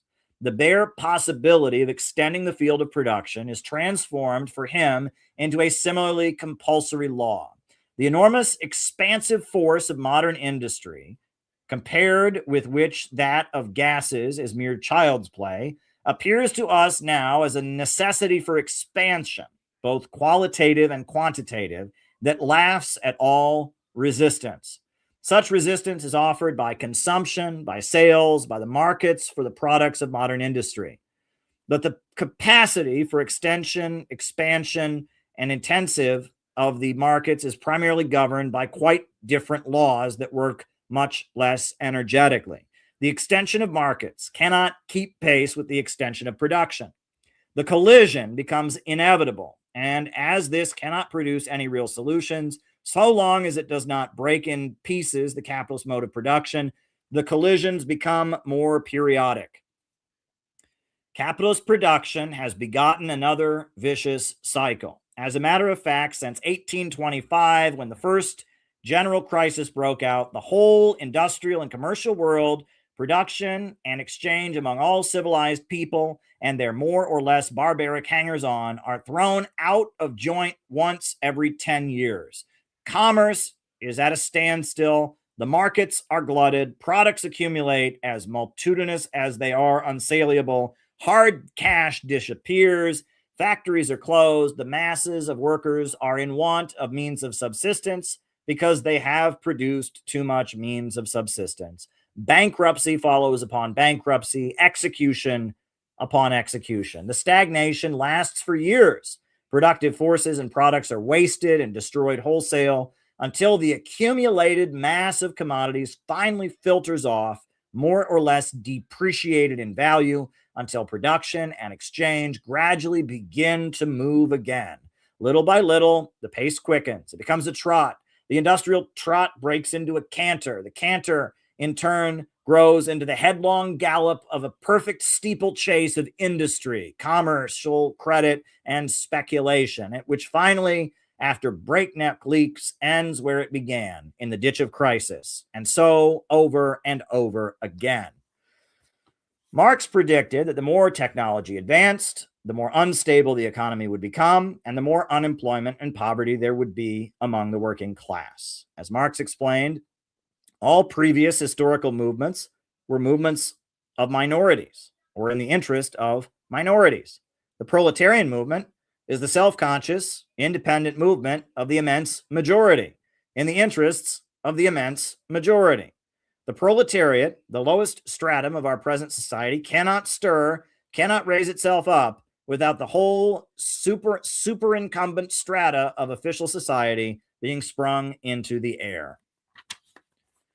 The result would be the labor movement, which was a new development in his time, transforming into a revolutionary force that would seize control of the state, the dictatorship of the proletariat. With the state in its hands, the working class majority would centralize the means of production and liberate them from the irrationality and the problems of overproduction inherent in the profit system's anarchy of production. The Communist Manifesto lays out, quote, the first step in the revolution by the working class is to raise the proletariat to the position of the ruling class to win the battle for democracy. The proletariat will use its political supremacy to wrest, by degrees, all capital from the bourgeoisie, to centralize all instruments of production in the hands of the state, i.e., the proletariat organized as the ruling class, and to increase the total of productive forces as rapidly as possible. Of course, in the beginning, this cannot be effected except by means of despotic inroads into the rights of property and on the conditions of bourgeois production, by means of measures, therefore, which appear economically insufficient and untenable, but which, in the course of the movement, outstrip themselves, necessitate further inroads upon the old social order, and are unavoidable as a means of entirely revolutionizing the mode of production. These measures will, of course, be different in different countries. With state central planning for the good of society overall, abundance would be unleashed on a far higher scale than ever before.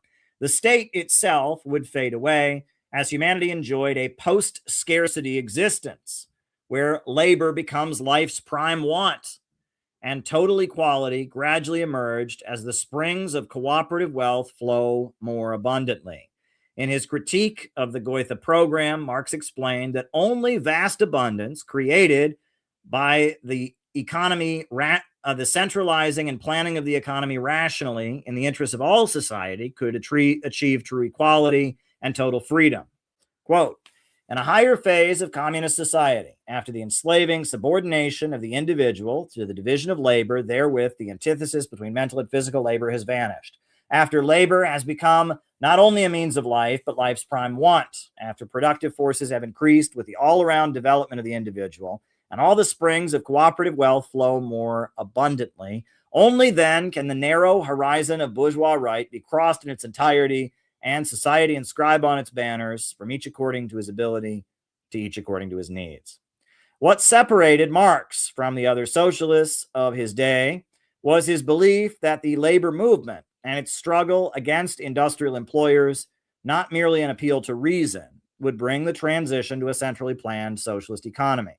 Marx proceeded to build the International Working Men's Association and orient socialists toward the labor movement. After his death, the Socialist Second International exploded across the European continent and the Western world as industrial workers formed unions, socialists were elected to parliament, and mass socialist organizations sprang up. Germany was ground zero for Marxism, as Marx predicted in the Communist Manifesto, with the Social Democratic Party, led by Karl Kautsky, becoming the largest political party in the world at the time, with millions of members and supporters. It is tragic to see how much of this basic understanding has been completely lost in our time. The new wave of modern Marxists in America almost universally reject all of these teachings. According to Marxists in the 21st century, the problem with capitalism is that it creates endless growth, which they see as somehow bad because it uses up resources on a, quote, finite planet. Modern Marxism, brought to us by Jacobin magazine and Richard Wolff, reduces Marx's economic analysis to a mere complaint about the unfairness of the employee and employer relationship and income inequality. The solution is an employee stock ownership program or a cooperative scheme in which corporations operate according to profit, with employees receiving stock dividends rather than wages.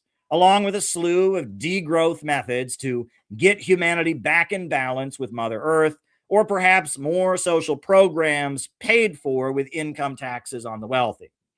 Modern Marxism and leftism in general has completely deteriorated into nothing but Malthusianism, an economic concept Marx spent pages writing against in Theories of Surplus Value and elsewhere. It is not a call for the centralization of the instruments of production in order to create vast abundance, but a call for the state to forcibly depopulate and destroy productive forces in the hopes of creating stability, usually accompanying this with government policies intended to be corrective of historic injustices.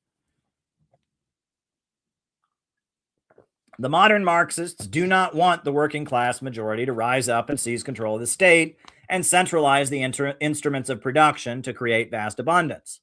They want almost anything but that. Worker cooperatives, land back for Native Americans, collective guilt and reparations for white privilege, the abolition of gender or the traditional family, gun control, antinatalism, depopulation, the end of the racist settler state of America, open borders now, abolish the police, abolish prisons, all kinds of academic claptrap dreamed up by professors funded by the Ford Foundation and the Open Society Institute and handed like a script to a collection of angry teenagers and emotionally unstable suburbanites looking for the rush of releasing their libidinal and Oedipal rage. The Center for Political Innovation does not claim to be pure Marxists, and despite the economic and political program of Marx being lost, it is not completely delusion to claim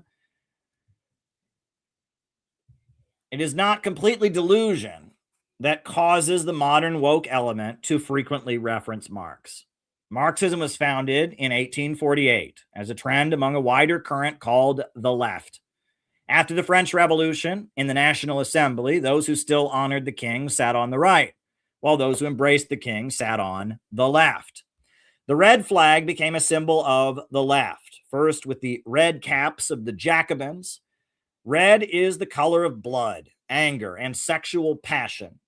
As the French Revolution declined, the Marquis de Sade had suggested having naked women on display to keep the passion of the French Revolution going. The French Revolution had been an explosion of libidinal and Oedipal impulses, natural impulses restricted by feudal society and released in a big explosion with the permission of the emerging mercantile class looking to break the restraints of the old feudal order. In 1804, the poet William Blake expressed what was the desire of the bulk of the intellectuals of the time.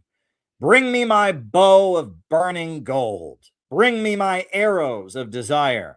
Bring me my spear, O clouds unfold. Bring me my chariot of fire. I will not cease from mental fight, nor shall my sword sleep in my hand till we have built Jerusalem in England's green and pleasant land. Marx existed as a radical thinker and an atheist emerging in Europe that was still dismantling the restrictions and regimentation that defined the Dark Ages. The 1848 Spring of Nations represented an expansion of the French revolutionary tradition throughout the European continent, with over 200 uprisings. Marx was a product of his time and embraced the spirit of the age. Quote, if constructing the future and settling everything for all times are not our affair, it is all the more clear what we have to accomplish at present. I am referring to ruthless criticism of all that exists, ruthless both in the sense of not being afraid of the results it arrives at and in the sense of being just as little afraid of conflict with the powers that be. That is why Marx spent much of the Communist Manifesto praising the bourgeoisie for starting the revolutionary process he felt the working class would complete. All that is solid melts into air. All that is holy is profaned. And man is at last compelled to face with sober senses his real conditions of life, his relations with his kind. The foundation of Marx's worldview was a new philosophy he invented called dialectical materialism, a combination of Hegel's theory of change through conflict, and the Greek materialists who rejected idealism. Marx rejected any notion of a spiritual or non-material existence. God's spirits and even the power of the human will were all just projections of the mind. Thought is inseparable from matter that thinks. However, nature was in a constant state of change, driven forward by conflict. Contradiction between material forces was the entire nature of reality, with all else as utter delusion. In a world emerging from feudalism, where all were taught to obey and comply, and the oppressive order justified itself with religion, it makes sense that those seeking to resist and overturn such an order would base themselves on a philosophy which was the exact opposite. Presenting himself as the greatest expression of the left tradition of European radicalism, Marx was a pure materialist who rejected all religion as superstition invented by oppressors. Furthermore, his materialism was dialectical and embraced struggle and conflict as the motor of history. The truths Marx understood about economics have long been forgotten by contemporary leftists. Rather than championing the working class majority, modern Marxists tend to see any notion of populism as fascist. And rather than appeal to the majority and its economic desire for a better life, they fixate on a slew of fetishized minorities, seen as victims not of the ultra-rich, but of the ignorant and bigoted majority that needs to be regulated, educated, and corrected out of its primitive sentiments. The aesthetic and psychology of leftism, the rage of the oppressed, and the desire for relentless conflict against the restraints of society is very much the spiritual foundation of wokeism and carries with it the heritage of Marx's philosophy. However, the primary extollers and promoters of this mindset are the rich and powerful in the West. The social media outlets they control are its primary disseminators. Such libidinal and Oedipal explosions were discovered in the 1970s and 80s to be useful in serving U.S. geopolitical agenda. The U.S. geopolitical agenda. The Prague Spring of 1968 and the events of 1989 across the Eastern Bloc were largely the aesthetic of rebellion and impulse release found in Marx being weaponized against institutional Marxism. Zbigniew Brzezinski predicted and advocated this very thing a decade earlier in his writing about the technotronic era and how information technology was responsible for the cultural shifts of the 1960s and could be weaponized against the USSR. George Soros' origins in politics come from funding the color revolution apparatus that brought down the Eastern Bloc. The notion that he is a communist, as is regularly claimed by conservatives, is absurd. He funded and directed movements that toppled Marxist-Leninist governments and brought in neoliberalism. To this day, George Soros and his left that targets governments accused by America and Britain of being authoritarian is stuffed full of academics who think themselves to be Marxists. This all makes sense when one understands the trajectory of revisionism and anti-revisionism. Now that's chapter 1. So I'm going to take a drink of water. I'm going to read you chapter 2. Chapter 2, Revisionism versus the Second International. When revisionist Marxism first arose, it was not a slur. It was a label Edward Bernstein took on with pride. It was a response to the crisis of Marxism and the fact that the unfolding realities of Europe in the 1890s did not correspond with the predictions of Karl Marx. After Marx's death, a political movement inspired by him began to rapidly expand. Marx had preached that it was necessary to create a political party aligned with the labor movement, striving for a working class majority to take control of the state. The Second International, or the Socialist International, became such a movement, and millions of working people joined it. Socialist deputies were elected to parliament. Socialist labor unions expanded their ranks. Socialist youth groups, choirs, marching bands, and community associations became a part of German life. From 1878 to 1890, the German government attempted to stop the expansion of Marxism with its anti-socialist law, but it was a complete failure. By the 1890s, socialism and Marxism were an aspect of the new political reality. Revisionism emerged because, despite Marxism's prevalence and the widespread victories and advances of the labor movement, revolution was not occurring, and capitalism was becoming more stable. Across Europe, Marxists won universal male suffrage, 12-hour workdays, kindergartens for children, and even a national health service in Germany. As they won these victories, for many workers, wages and living standards were increasing. Economic crises were becoming less frequent.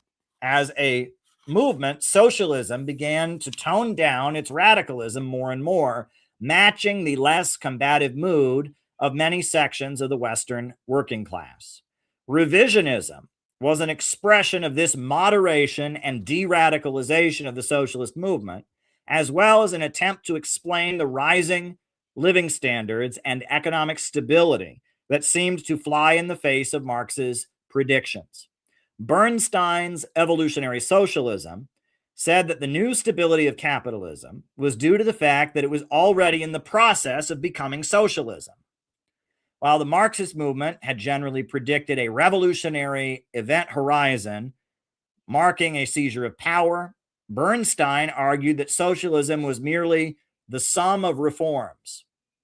Capitalism was no longer subject to the boom-bust cycle and gluts of overproduction because a government that was increasingly beholden to the workers who elected it with their universal male suffrage was regulating the economy.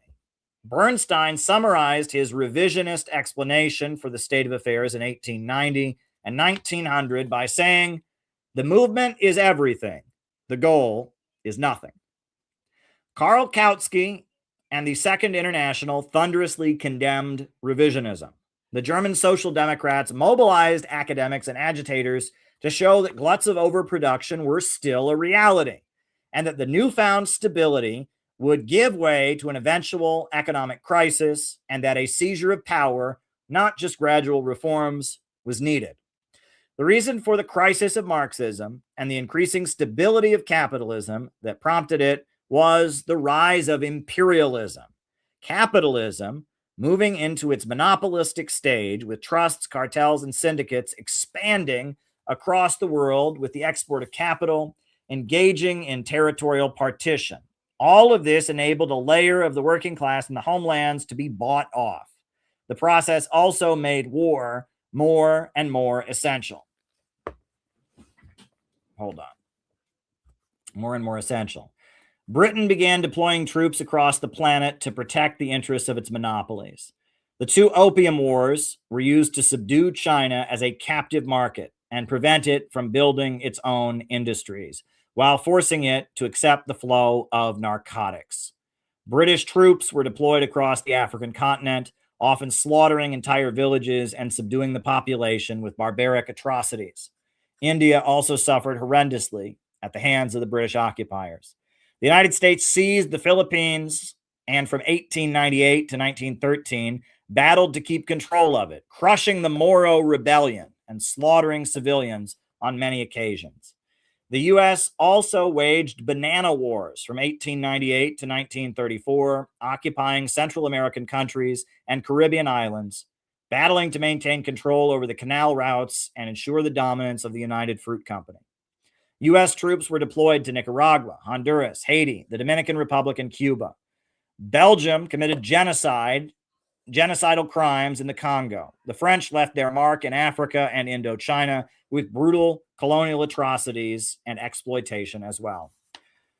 From the time the free trade of Western bankers came to begin dominating the world in the 1700s, plunder, death, starvation, and war became constant reality. The body count of all induced famines, genocidal slaughter, and colonial wars carried out to serve imperialism is massive and far larger than anything alleged by those who think they can dismiss all criticism of capitalism with a communist death toll calculation. This new wave of super profits brought into the Western homelands did not mean the end of the boom-bust cycle, as Kautsky and the Second International pointed out. Technology was still advancing. Labor was being replaced by machinery, and the seizure of new markets and impoverished nations to dump commodities onto was only a temporary fix to the built-in problem of poverty amid plenty. Rallying against revisionism was definitive for the Second International. Reformists and business unionists embraced revisionism, but the Second International, led by people who could boast of a direct lineage to Karl Marx himself, repudiated it loudly.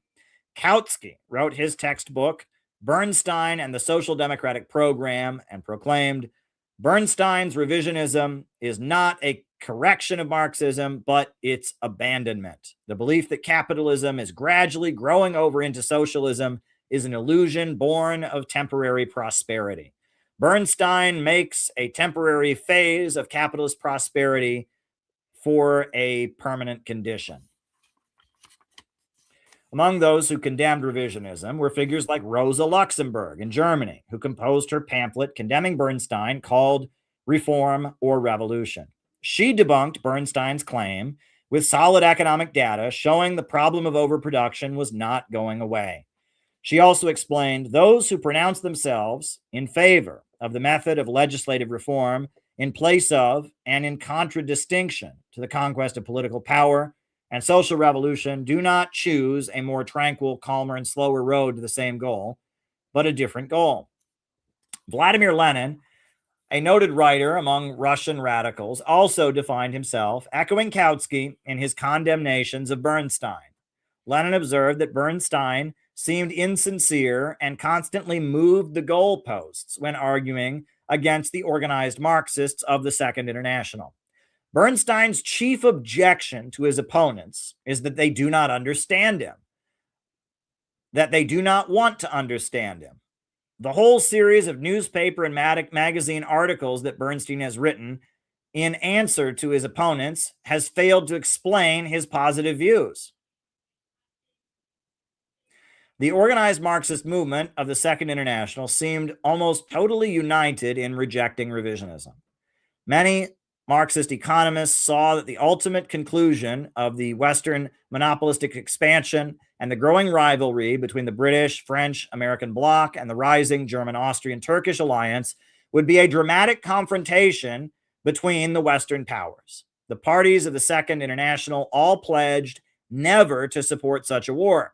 Kautsky developed his theory of ultra-imperialism and argued that war between the great powers would not be in their economic interest. He predicted that the wealthy nations of the West would form a cartel like big banks do, and while the arms race would continue, there would be no direct inter-imperialist war. All right, that's chapter 2. I guess we'll keep going with chapter 3, Rosa Luxemburg's warning. The First World War broke out in August of 1914, and the socialists of Europe almost universally betrayed their principles. They voted for war credits. They rallied workers to fight in their newspapers. Labor unions sold war bonds and oversaw the mobilizations. In Britain, Germany, France, Belgium, and elsewhere, the Marxist movement revealed itself to be part of the Western imperialist power structure, despite endless rhetoric to the contrary. The First World War was a display of humanity at its worst.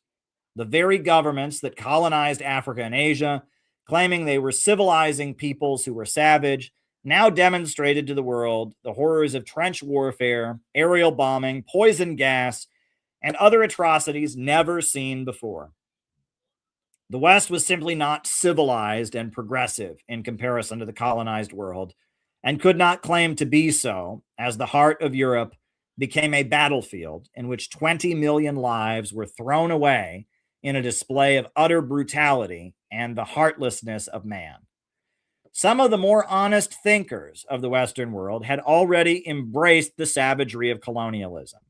Friedrich Nietzsche condemned Christianity as slave morality and celebrated the blonde beast emerging from Europeans who forcibly subdued peoples across the planet, giving up moral pretenses and embracing might makes right. The trend, later identified by George Lukács as philosophical irrationalism, was riding high and would eventually find dominance in Western thought.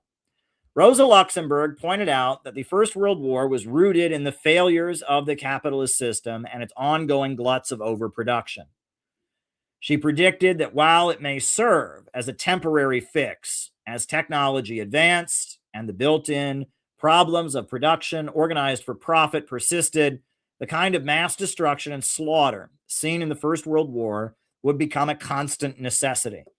She compared this to how the Roman Empire's slave economy eventually imploded from within. Luxemburg's Junius pamphlet contains this eerie warning. Frederick Engels once said, bourgeois society stands at the crossroads, either a transition to socialism or regression into barbarism. What does regression into barbarism mean in our lofty European civilization? Until now, we've all probably read and repeated these words thoughtlessly, without suspecting their fearsome seriousness. A look around us at this moment shows what the regression of bourgeois society into barbarism means. This world war is a regression into barbarism. The triumph of imperialism leads to the annihilation of civilization. At first, this happens sporadically for the duration of a modern war, but then when the period of unlimited wars begins, it progresses towards its inevitable consequences. Today, we face exactly as Engels foresaw it a generation ago.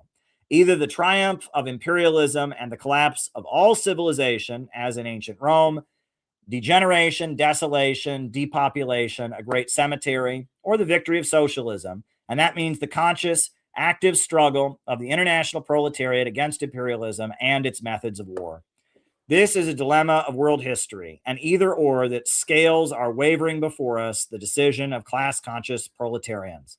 The future of civilization and humanity depends on whether or not the proletariat resolves manfully to throw its revolutionary broadsword onto these scales.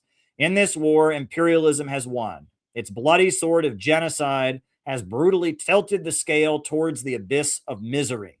The only compensation for all this misery and all the shame would be if we learn from the war how the proletariat can seize mastery of its own destiny and escape the role of the lackey of the ruling classes. Rosa Luxemburg was imprisoned for opposing the First World War, and in the revolutionary crisis in Germany after the war ended, she was martyred, along with Karl Liebknecht and other Marxists who rightfully opposed the war. The two had led the Spartacus Bund and died at the hands of Social Democrats and the Freikorps they mobilized to quell the crisis and solidify the Weimar Republic. What Rosa Luxemburg predicted has unfolded to be an undisputed reality of the 21st century. Since 2001, the United States has been at war in multiple countries nonstop. Almost every president has been elected promising to end this, and once in office, expanded the scope of U.S. military operations around the world. The driving force behind the forever wars is economic. The Western economy is no longer rebooted by such wars, but depends on them constantly simply to avoid collapse. The relationship of the Western countries to war is much like that of a drug addict who first finds enjoyment or release from recreational doses, but after a while, the habit becomes so entrenched that they need the substance to feel normal. And as this stage progresses, the normal the drug addict needs is a constantly larger dose to maintain, and it becomes more and more miserable, with the end result often being death from an overdose. The U.S. economy is dependent on constantly larger injections of military spending and has been since the 1950s. The normal provided by this war economy at home is becoming less and less tolerable. And we'll continue with chapter 4. Lenin broke with Western Marxism.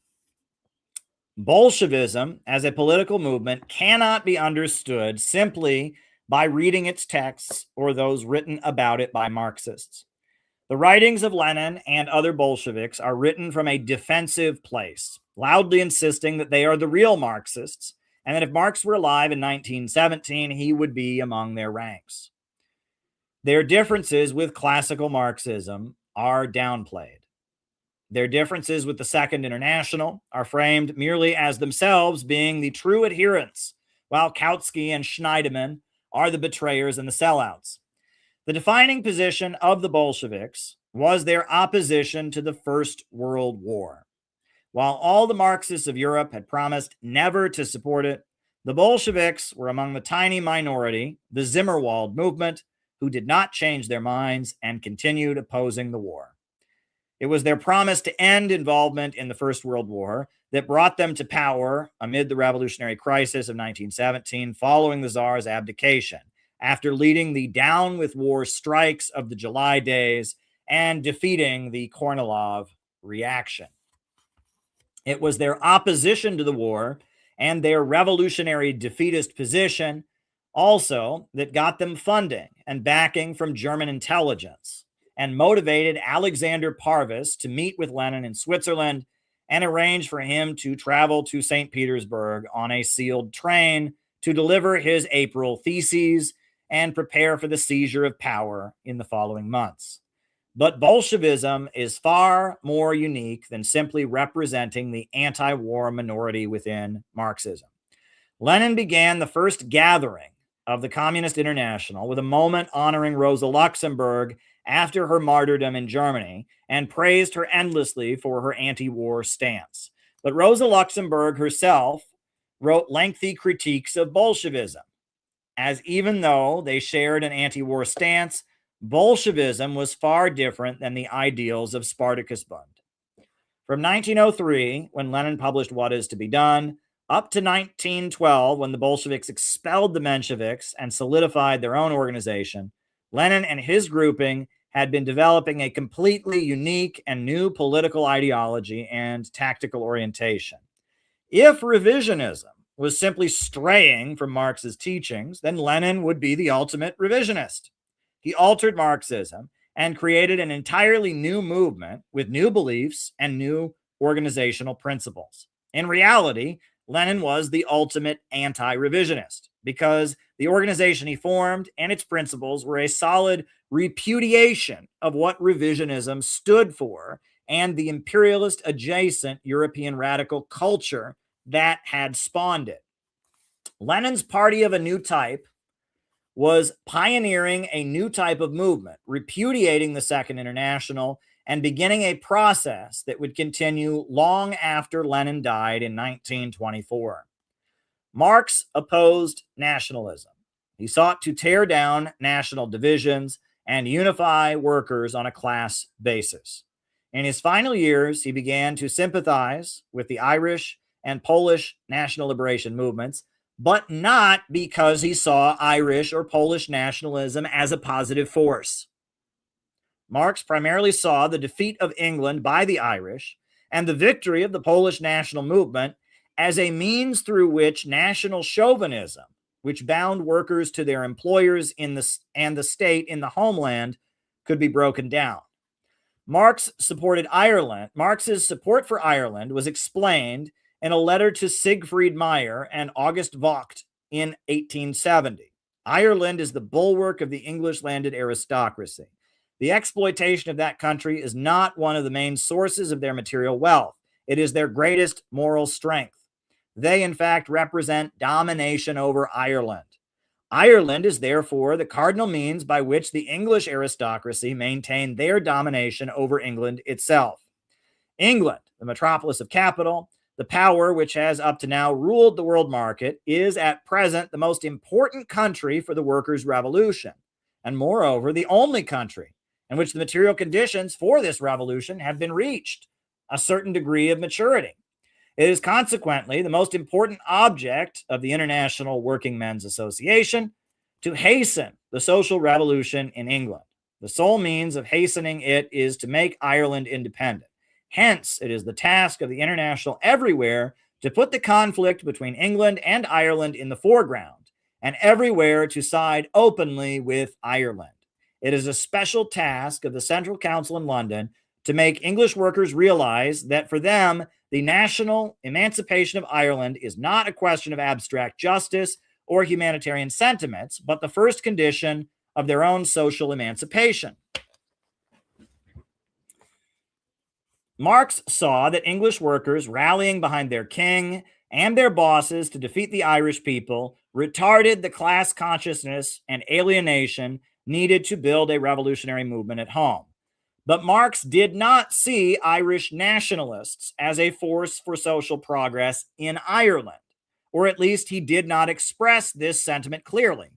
But Vladimir Lenin did. Lenin's theses on the national question were a dramatic break with everything Marxists had believed. Lenin did not simply support colonized people as a kind of revolutionary defeatism to embolden workers in the imperialist homeland.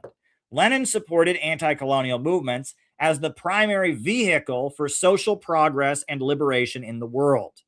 After the Bolsheviks took power, the new Soviet state offered military support to the conservative monarchist Amir of Afghanistan, who battled the British, as well as the Islamist merchants of Egypt. Bolshevism fully embraced nationalism everywhere, but in the West, where it was viewed as an expression of national chauvinism to justify colonial oppression and war. As Lenin explained, the age-old oppression of weak nationalities by imperialist powers has not only filled the working masses of the oppressed countries with animosity toward oppressor nations, but has also aroused distrust in these nations in general, even in their proletariat. The despicable betrayal of socialism by the majority of the official leaders of the proletariat in 1914 to 1919, when defense of a country was used as a social chauvinist cloak to conceal defense of their right of their own bourgeoisie to oppress colonies and fleece financially dependent countries, was certain to enhance a perfectly legitimate distrust. On the other hand, the more backward country, the stronger is the hold of small-scale agricultural production, patriarchalism, and isolation, which inevitably lend particular strength and tenacity to deepest petty bourgeois prejudices, to national egoism and narrow national-mindedness. These prejudices are bound to die out very slowly, for they can disappear only after imperialism and capitalism have disappeared in the advanced countries, and after the entire foundation of the backward country's economic life has radically changed. It is therefore the duty of class-conscious communist proletariat of all countries to regard with particular caution and attention the survival of national sentiments in countries and among nationalities that have long been oppressed. It is equally necessary to make certain concessions with a view to more rapidly overcoming this distrust and these prejudices. Complete victory over capitalism cannot be won unless the proletariat and following it, the mass of working people in all countries and nations throughout the world voluntarily strive for alliance and unity. The Bolshevik position on the national question complemented a completely new economic theory, the understanding of capitalism and its monopolistic stage of imperialism. Lenin's essay, Imperialism and the Split in Socialism, and the subsequent manuscript, Imperialism, the Highest Stage of Capitalism, put forward a completely new orientation. In Lenin's view, the enemy of the revolutionary movement and the target of the Bolshevik Party was not employers, but Western monopolistic finance capital and the governments that facilitated it. Employers and capitalists like the Egyptian merchants or the layer of domestic industrialists in China who backed Dr. Sun Yat-sen could be seen as allies. As Stalin explained in his lectures compiled into the book The Foundations of Leninism, quote, the struggle that the Emir of Afghanistan is waging for the independence of Afghanistan is objectively a revolutionary struggle, despite the monarchist views of the Emir and his associates, for it weakens, disintegrates, and undermines imperialism. Whereas the struggle waged by such desperate Democrats and socialists and revolutionaries and Republicans, for example, Kerensky and Sartrelli and Renaud and Schneiderman, Chernov and Dan, Henderson and Kleins, during the imperialist war was a reactionary struggle, for it results in the embellishment, the strengthening, and the victory of imperialism. For the same reason, the struggle of the Egyptian merchants and bourgeois intellectuals waging for the independence of Egypt is a revolutionary struggle, despite the bourgeois origin and bourgeois title of the leaders of the Egyptian national movement, and despite the fact that they are opposed to socialism. Whereas the struggle that the British Labour government is waging to preserve Egypt's dependent position is for the same time a reactionary struggle. Despite the proletarian origin and proletarian titles of members of that government, and despite the fact that they are for socialism, there is no need to mention the national movement in other such larger and dependent colonial countries, such as India and China, every step of which along the road to liberation, even if it runs counter to the demands of formal democracy, is a steam hammer blow at imperialism and is undoubtedly a revolutionary step. The target was monopolistic trusts, cartels, and syndicates, and the international financial oligarchy that was using Western governments to engage in territorial partition and the seizure of raw materials. As Lenin explained, the last third of the 19th century saw the transition to the new imperialist era. Finance capital, not of one, but of several, though very few great powers enjoy a monopoly. The monopolies engaging in the export of capital and thus super exploiting colonized people who humanity was struggling against, not the employer who exploits wage labor for profit. The central thesis of Karl Marx's work from 1848 to his death was that the organized labor movement was the revolutionary vehicle through which capitalism would be overturned. Lenin's work clearly states that it is not. Rather, it is the struggle against imperialism by oppressed nations in alliance with lower paid workers in the West that paves the way forward.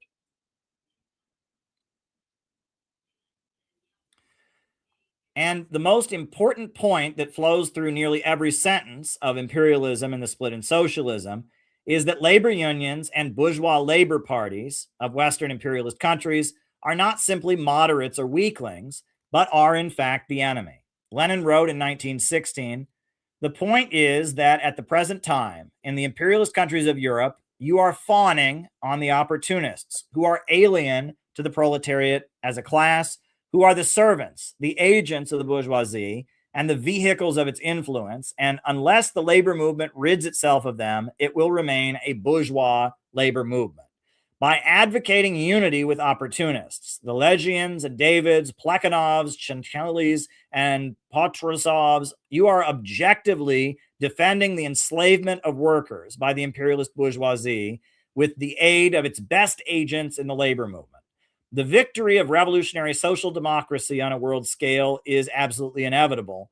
Only it is moving and will move and is proceeding and will proceed against you, and it will be a victory over you." According to Lenin's understanding, the First World War did not happen due to the failure of socialists to mobilize against it. It happened due to their direct participation in the process and relied on them to make it happen. Without socialists and reformist labor union bosses, the First World War would not have happened. Social democracy was an essential part of imperialism. He explained, "Now a bourgeois labor party is inevitable and typical in all imperialist countries.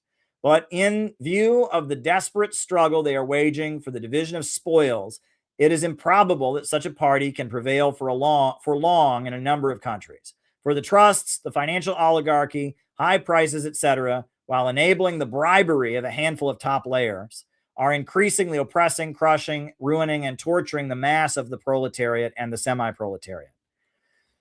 Lenin did not urge those who opposed the First World War to battle for a seat at the table with the social imperialists, but rather to go lower and deeper to the real masses. He viewed the Marxist movement essentially as the enemy. Neither we nor anyone else can calculate precisely what portion of the proletariat is following and will follow the social chauvinists and opportunists. This will be revealed only by the struggle, but it will be definitely decided only by socialist revolution. But we know for certain that defenders of the fatherland in the imperialist war represent only a minority, and it is therefore our duty, if we wish to remain socialists, to go down lower and deeper to the real masses. This is the whole meaning and whole purport of the struggle against opportunism. By exposing the fact that opportunists and social chauvinists are in reality betraying and selling the interests of the masses, that they are defending the temporary privileges of a minority of workers, that they are vehicles of bourgeois ideas and influences, and that they are really allies and agents of the bourgeoisie, we teach the masses to appreciate their true political interests, to fight for socialism and for revolution through all the long and painful vicissitudes of imperialist wars and imperialist armistices.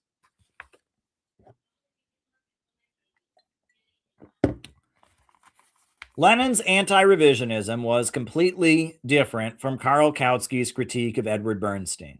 Karl Kautsky saw Edward Bernstein as someone who was part of the same movement, but watering down its principles and backing away from its goals.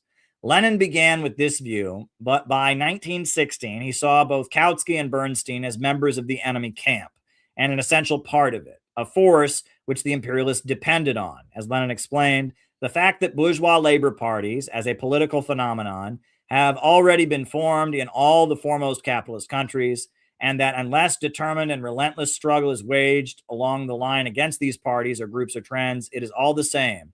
There can be no question of a struggle against imperialism or of Marxism or of a socialist labor movement. Many of the reforms that social democracy had won would never have been enacted without a socialist movement to demand them, and once put into place, enabled imperialism to function more effectively. Kindergartens that socialists had demanded for working class children became a place for young children to receive military indoctrination and learn to march at a young age. In fact, public education emerged in the United States after widespread fear that we were not keeping up with the German Kaiser. The higher wages employed by the skilled craftsmen who dominated the British Labour Party and the American Federation of Labor bought their loyalty to empire and secured their belief that wars of conquest were in their interest. Lenin wrote not only about the reformist labor bureaucracy, but about the aristocracy of labor, the rank and file skilled worker who enjoyed higher pay and privilege and thus identified with his employer and with the imperialist government, siding with them against the colonized people and the poorer workers. He wrote, "The bourgeoisie of an imperialist great power can economically bribe the upper strata of its workers by spending on this 100 million or so francs a year for its super profits, most likely an amount about 1,000 million. Yes, there are hints of this in Engels and Marx's analysis of the working class in Britain, and Lenin highlights such analysis, but it never became central to Marx and Engels' beliefs. Marx saw the world in terms of workers against employers.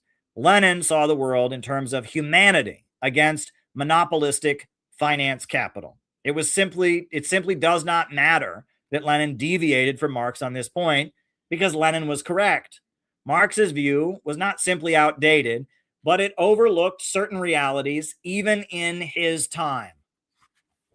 Marx's error in his understanding of the Mexican-American War, his sentiments about the colonization of India, and his dismissal of the work of Henry Charles Carey and Friedrich List, and his support for free trade as a vehicle for unifying the international working class, show a blind spot in his analysis. Marx's Capital extensively documents and understands the role of colonialism as a vehicle for primitive accumulation, laying the basis for the establishment of the market and capitalism in the West. However, he underestimates and fails to understand the importance of colonialism in defining the Western economic system. Lenin, as someone from Russia, understood the national question and how colonialism defined the Western system on a level Marx did not. Lenin's struggle against the revisionism of Bernstein and Kautsky, though he may not have realized it, was, in a way, a struggle against the weakness of Marx himself. All right, I'm going to read one more chapter and then we'll do the Q&A. We'll do the roll call and then the Q&A after that. All right. Lenin's tactical orientation, creating a party of new type, was likewise, this is chapter 5, Bolshevik illiberalism. Lenin's tactical orientation, creating a party of new type, was likewise a break with Western Marxism. The reason what is to be done begins with a repudiation of those demanding freedom of criticism is because Marxist organizations were ultra liberal and open in their style of work. Lenin's what is to be done is a call for a highly centralized, disciplined organization that is not open to those who simply agree with its principles, but only those willing to submit their lives completely, giving the whole of their lives to be professional revolutionaries. While Lenin admired Rosa Luxemburg for going to prison for opposing the First World War, she was the harshest critic of his organizational methods. Rosa Luxemburg wrote in 1904, "The ultra-centralism advocated by Lenin is full of the sterile spirit of the overseer. He is concerned not with the creative spirit of the proletariat, but with control of party activity." A number of key incidents stand out where Lenin insisted his organization not be concerned with personal affairs or the petty liberal concerns of members. In 1899, Nikolai Bauman allegedly had an affair and impregnated the wife of another party member. Bauman then circulated a nasty cartoon mocking the woman for being pregnant, and she committed suicide. When Axelrod and Martov insisted Bauman be expelled from the party, Lenin disagreed, saying this was a personal, private matter. Lenin is quoted as saying, "I am not concerned with moralism." He condemned most Marxist groups as debating societies. His concept of democratic centralism meant no private presses owned by individual members among the membership, but one unified newspaper putting out one single line reached through the democratic centralist process and then closed for debate. All disagreements had to be kept internal, and all orders had to be followed once a decision was reached, whether the member agreed or not. Trotskyites and others who seek to defend the Bolsheviks from Western condemnation or separate Lenin from Stalin's government work very hard to obscure or deny this, but it is reality. The Bolsheviks existed in conditions of illegality. The strikes and uprisings they participated in almost always resulted in armed battles and deaths. Many Bolsheviks were executed during the Stolypin reaction following the 1905 uprising. The Bolsheviks routinely robbed banks in order to generate revenue for party activities. Almost every Bolshevik leader had been imprisoned or exiled for a significant amount of time. To pretend the Bolsheviks were not an ironclad, disciplined group of fanatics, or could have been anything else to function as they did and accomplish what they did, is utter delusion. Many Westerners who adopt Marxism as their chosen commodified identity live in utter delusion about what the Bolsheviks really were. They do not understand that the Bolsheviks were an organization of people who were willing to kill and did kill people routinely, and whose members were prepared to die and did die frequently for their beliefs. If the Church of Scientology or the LaRouche movement is considered by Western leftists to be cults that are dangerously authoritarian, controlling, and demanding on the part of their members, then they would have no conception of what the Bolsheviks they idealize really were. After taking power in October of 1917, the Bolsheviks forcibly conscripted every adult male in the areas they controlled and implemented the death penalty for drinking alcohol. The Russian Civil War against the White Army and the various foreign invaders was only won by implementing harsh, authoritarian methods that can only exist in the nightmares of Western radicals. All of this harshness, rigid control, and discipline made sense given the context of their organizing.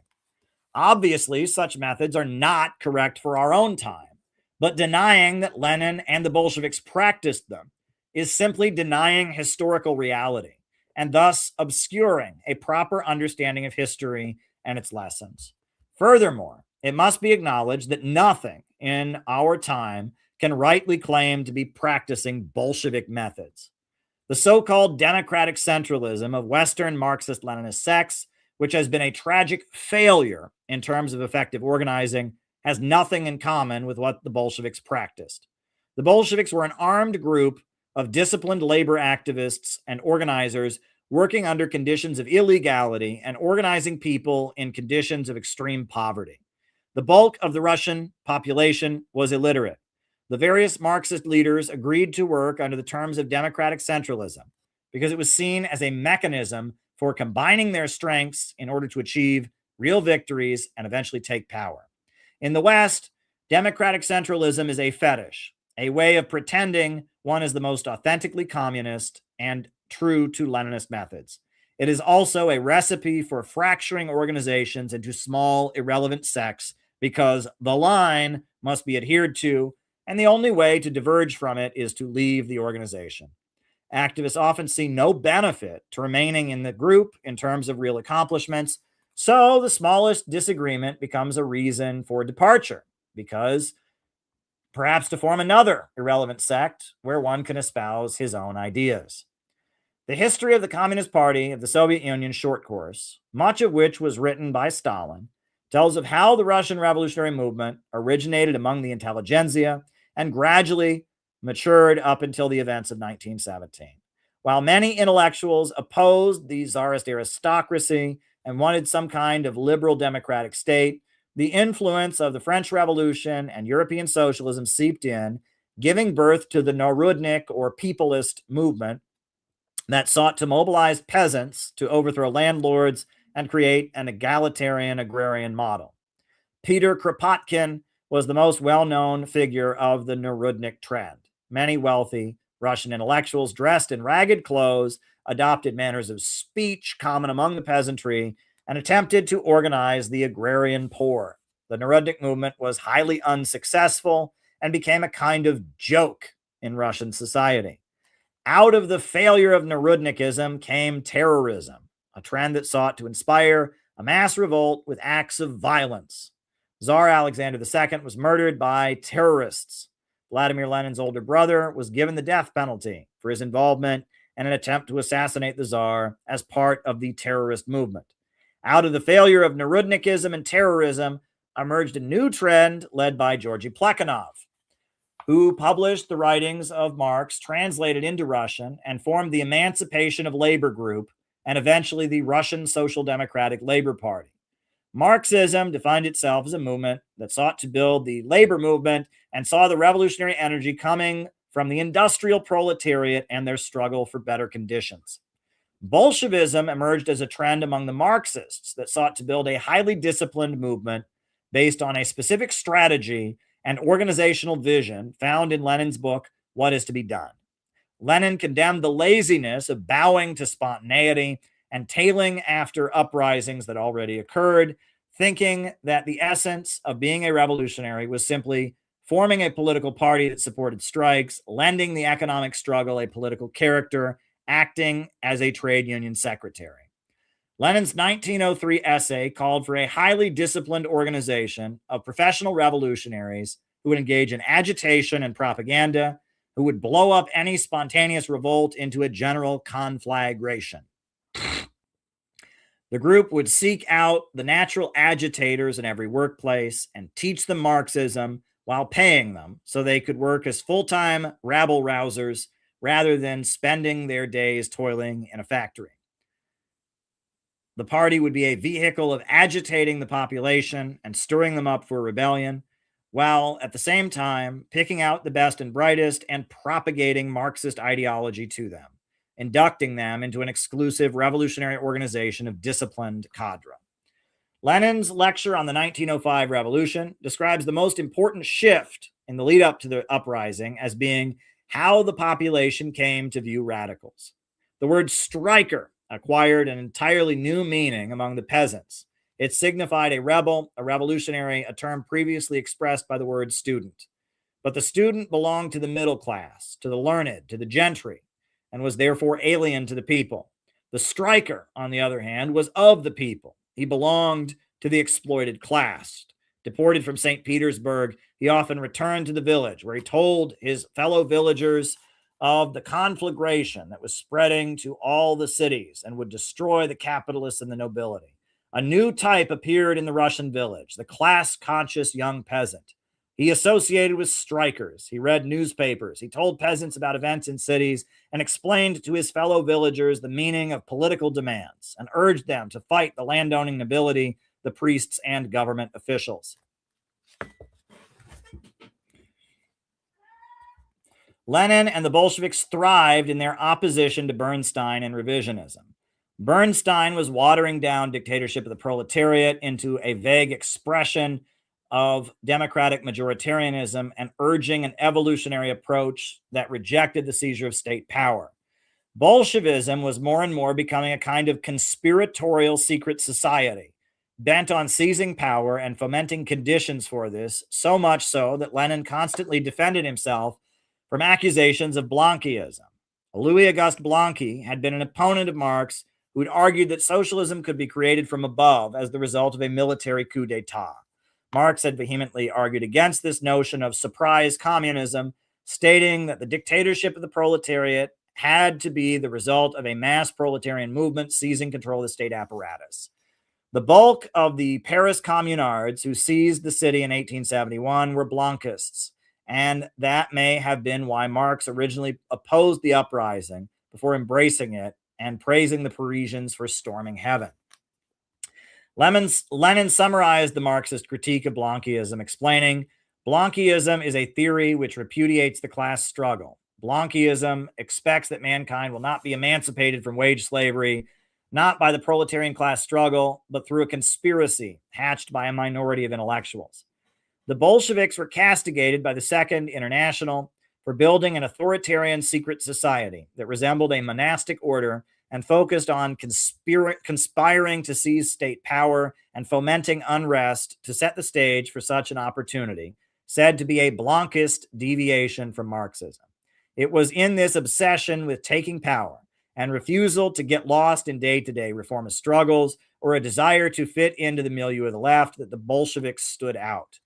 Defending his position that the seizure of power should be the focus in his 1917 text, The State and Revolution, Lenin argued that by invoking opposition to Blanquism, the Social Democrats had really taken the question of seizing state power off the table.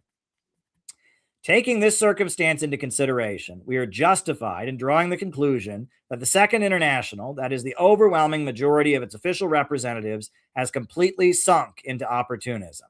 The experience of the Commune has not only ignored, but distorted.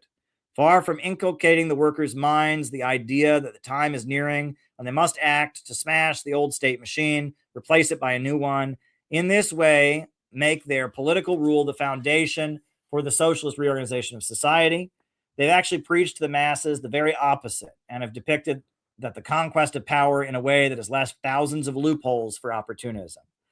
Even among the anti-war Zimmerwald current of Marxists and radicals who refused to support the First World War, the Bolsheviks still stood out. Rosa Luxemburg wrote against Lenin's authoritarian and centralized organization, as did the bulk of the leftists who agreed with their anti-war position. She wrote, Lenin's concept of organization is bureaucratic and extreme. Discipline, he says, must be enforced from top down. She claimed that such an organization was not necessary to mobilize the working class for revolution. Quote, the social democratic movement is not joined together by the discipline of the barracks, but by the spontaneous unity of conviction. Bolshevism was fundamentally different from political and ideological movements of Western Marxism and leftism. This is conveniently ignored by the Leninists of today, but it is an indisputable historical reality. The struggle against revisionism opened the door to a complete departure from Western radicalism, with Soviet Marxism-Leninism eventually giving expression to much deeper civilizational trends. And that is the first 5 chapters of my new book, Mystical Stalinism. Now, a lot of that was just kind of reviewing the history of Marxism and anti-revisionism, but it gets much more interesting as we keep going. So there you go. I hope you enjoyed that. This is the new book. I'm going to keep reading it on here, make an audiobook. So there we go. All right. If anyone has any questions for the second half of the show, they can be sent via Buy Me a Coffee. That is the best way to send them in. Buy Me a Coffee. Penny sent one in over the weekend, so she'll be the first one. So, all right, names and locations, names and locations. I will call you all out as I see you. Names and locations, names and locations. Who's with us tonight? Names and locations, names and locations. Who is with us? Who is with us? Who is with us? Names and locations, names and locations. Who is with us tonight? Who is with us? All right. Who is with us? Who is with us? Who is with us? Amway in India, Cameron in New Hampshire, Gabby in Chicago, Ryan in Kansas City, Jenny in Cincinnati, Charles in Brooklyn, Jane in New Zealand. Good to see you. Good to see you. Good to see you. Names and locations. Names and locations. Who's with us? Who's with us? Names and locations. Ian in the Yukon. Master Jack in South Africa. It's a strange, strange world we live in. Ellie in Sacramento. Eli in Sacramento. Jose in California. Chuck in Texas. Patch in Arizona. Names and locations. Names and locations. Who is with us? Who is with us? Names and locations. Names and locations. I will call you all out as I see you. Names and locations. Names and locations. Who is with us? Who's with us? Names and locations. Anybody else? Anybody else? Names and locations.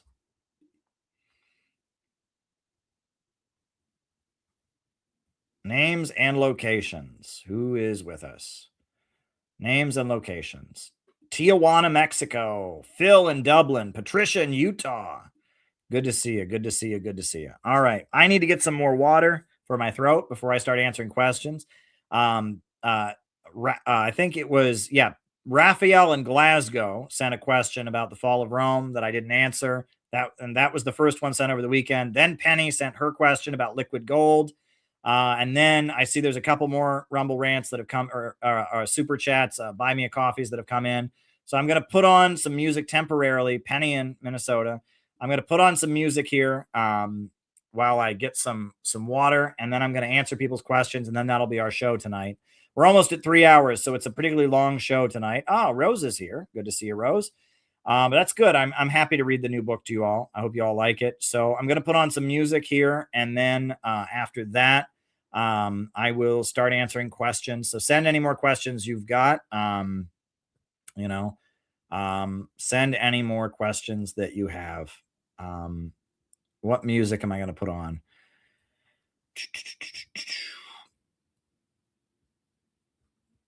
All right. I'm just looking for some music to put on. Just looking through the music.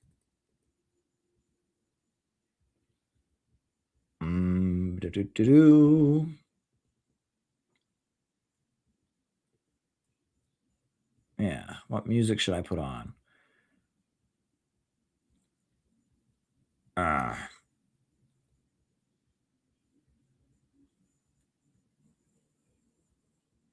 want to put on something I haven't played recently. All right, we'll put on Here's the Rose, Now Dance, the Canadian Communist anthem, telling the history of the Communist Party of Canada, Marxist-Leninist, kind of a tongue-in-cheek song I enjoy. And then when I come back, I'll answer your questions, and that'll be our show for tonight. But I'll be back. Here we go.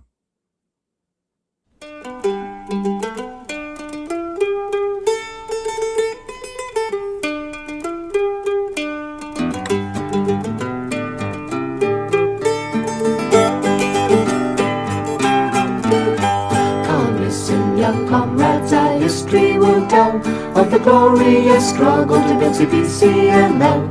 Oh, it is the story of how our class continues to fight battle after battle to smash the old and build the new.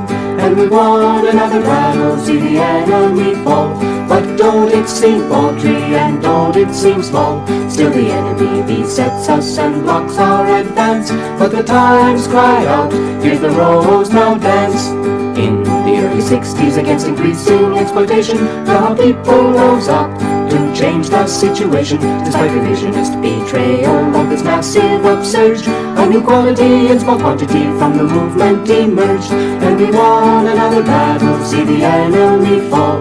But don't it seem paltry and don't it seem small? Still the enemy besets us and blocks our advance. But the times cry out, here's the rose, now dance. They said don't turn off the people by making a scene, or you isolate the left from the mainstream. But we boldly shouted, down with imperialism, down with the lackeys, down with revisionism. And we won another battle, see the enemy fall. But don't it seem paltry, and don't it seem small? Still the enemy besets us and blocks our advance. But the times cry out, here's the rose now dance. There were still lots of questions, but we never shied, for we had Marxism, Leninism, an invincible guide. The trend of unity of Marxist-Leninists irresistibly spread, and defending Marxism, we marched ahead. And we won another battle, see the enemy fall. But don't it seem paltry, and don't it seem small? Still the enemy besets us and blocks our advance. But the times cry out, here's the rose now dance.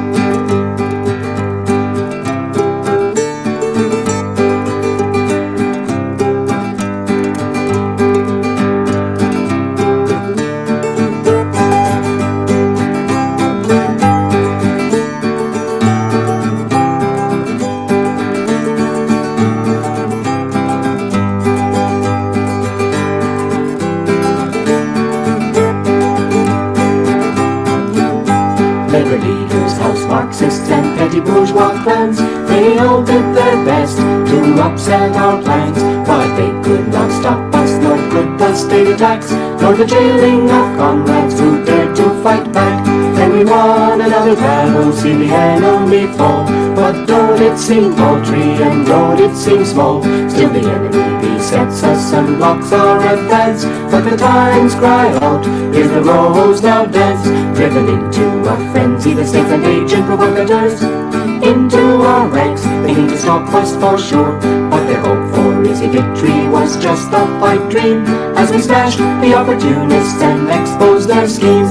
And we won another battle, see the enemy fall. But don't it seem paltry, and don't it seem small? Still the enemy besets us and blocks our advance. But the times cry out, here's the rose now dance. Our so-called Marxist-Leninist and a dogma that's pure, but all they could show us was a gross caricature. Safeguard our independence, the opportunists did say, but the working class answered back, make the rich pay.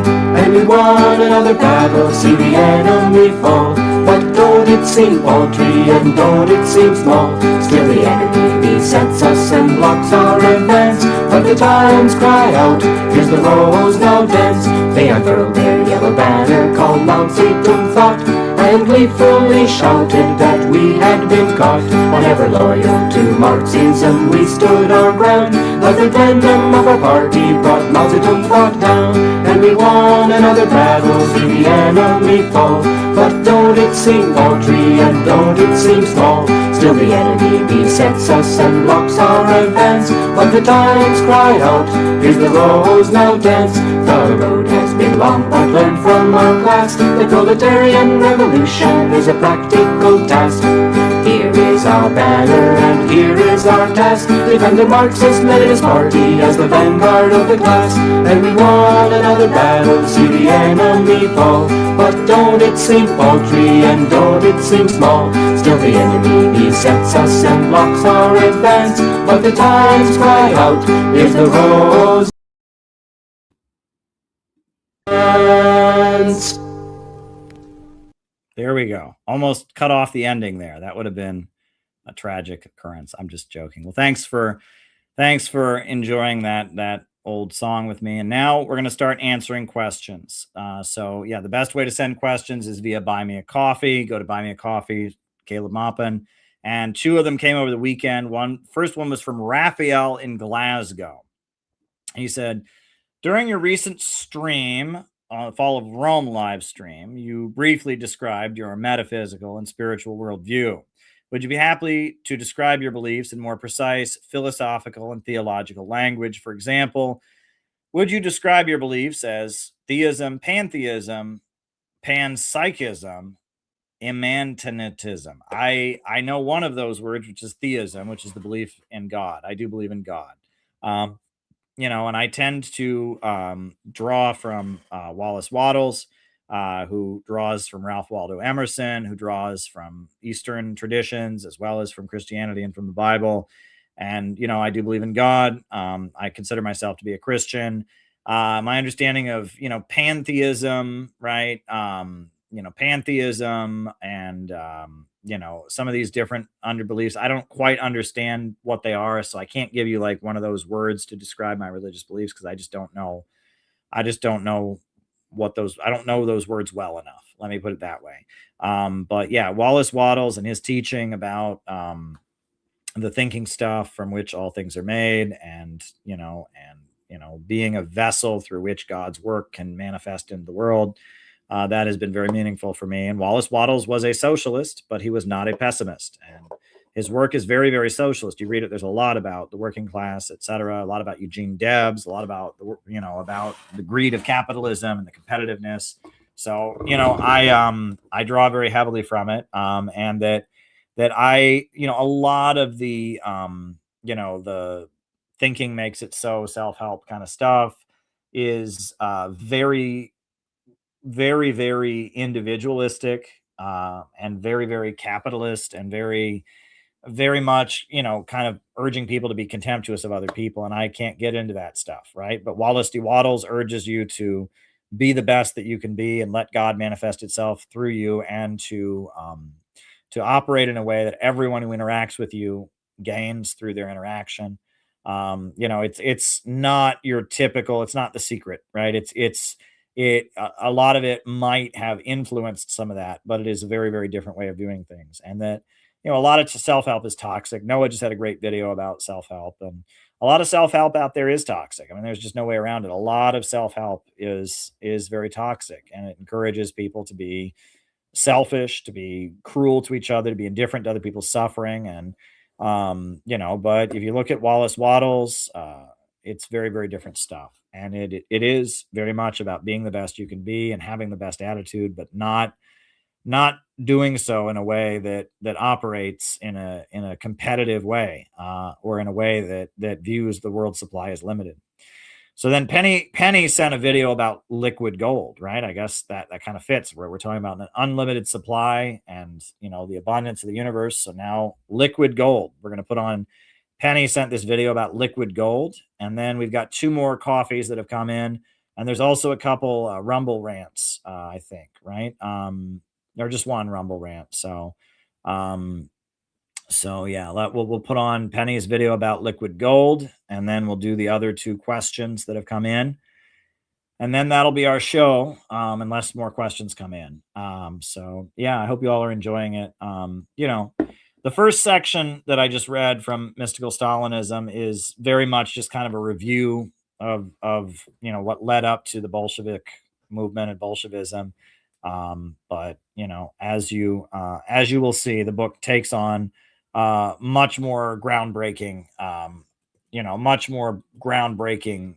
content. We just had to lay the foundations there about how anti-revisionism began, etc. So, all right. Liquid gold. This is Penny, the video Penny suggested, wanted to show about liquid gold. Here we go.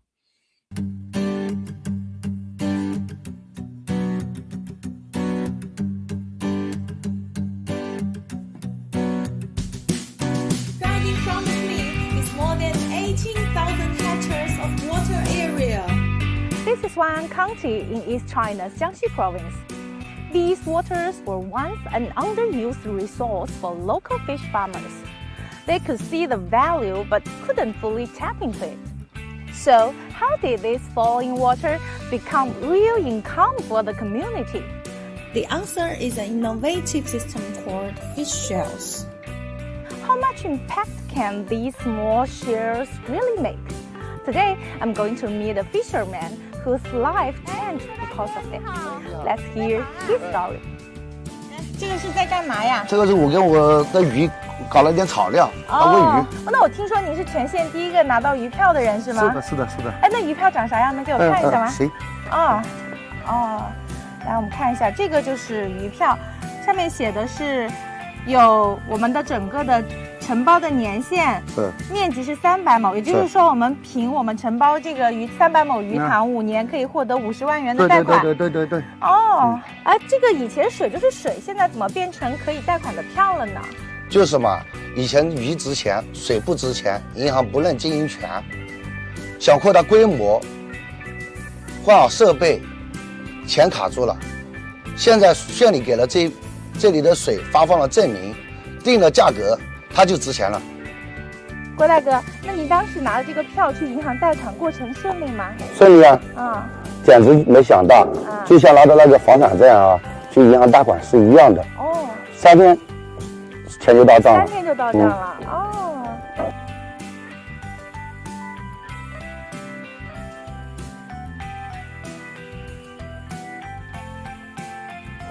郭大哥，那咱们面前这个面积、这个区域，就是咱们贷款之后扩大的水域了吗？对啊，这钱一到账，我这里就承包下来了。哦，这以前我养殖规模的3倍以上，割草机啊，包括说我这里的一些基础设备啊，都是在里面，都做了提升。对，那咱们扩大了规模之后，咱们今年的收入怎么样？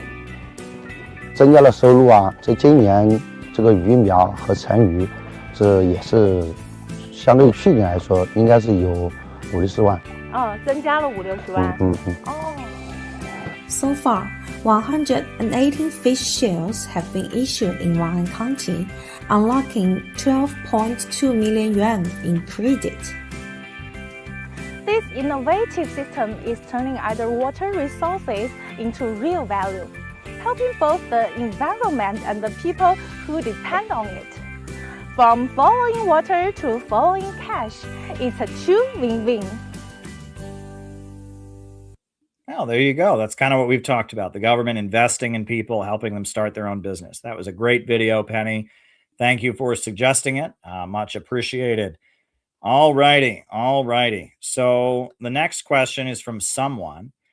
Oh, and it was, I don't seem to be able to post in the chat. Can you see if I was banned? The channel is, and he gave his channel name. And he sent that as an email on my website also. And I looked at it. That guy's not banned. So I don't know what his issue is.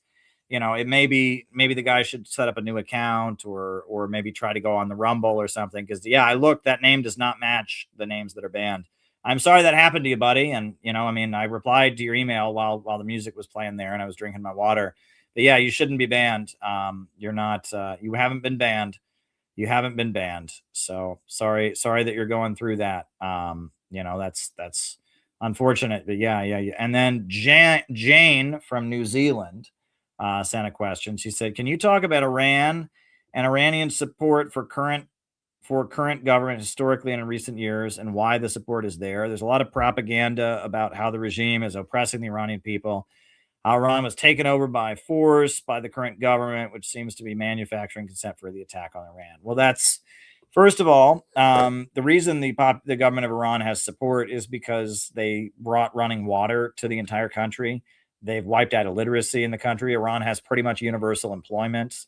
Basically, if you want a job, the government will employ you.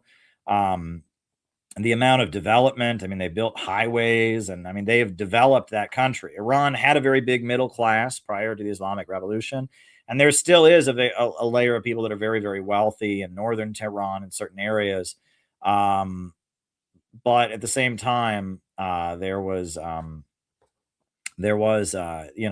lot of people that were left behind in the countryside and such. And the Islamic Republic, they are opposed to capitalism. They call it the resistance economy, not capitalism, but Islam. And they've done a huge amount to benefit the population.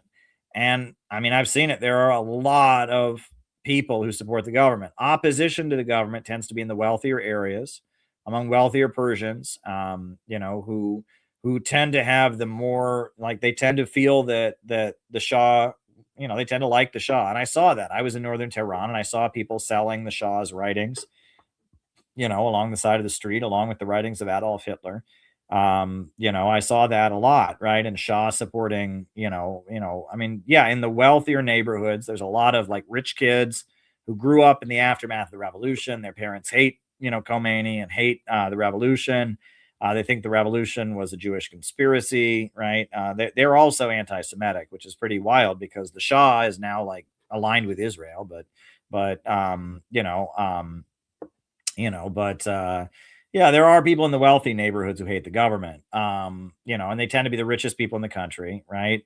The only foreign car that you can have in Iran is a BMW. And if you go to these wealthy neighborhoods, everyone drives a BMW, and they want to be Americans, and they hate the government. And often they have a relative who is an American, and they're flying back and forth to California and stuff like that. But at the same time, the bulk of the population is not where those people are at. And the bulk of the population very much benefited economically from the revolution.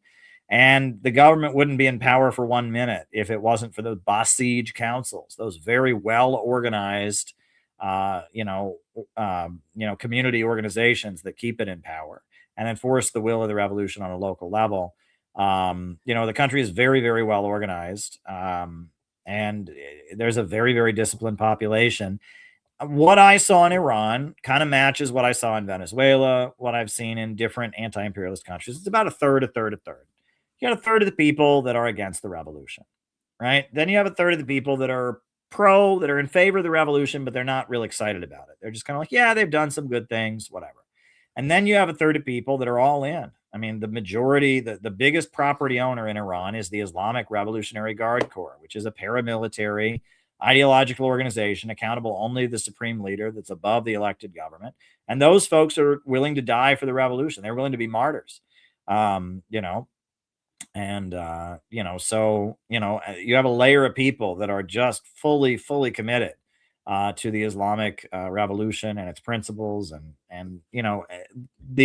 that's why the Islamic Republic of Iran is not going to fall, right? They have a huge base of support, and on top of that, it's regional. I mean, it's not just in Iran, right? But you have Hezbollah, right, in Lebanon. You have the Houthis in Yemen. There's a widespread Shia Islamic revolutionary current throughout the Middle East that is inspired by the Islamic Revolution of Iran.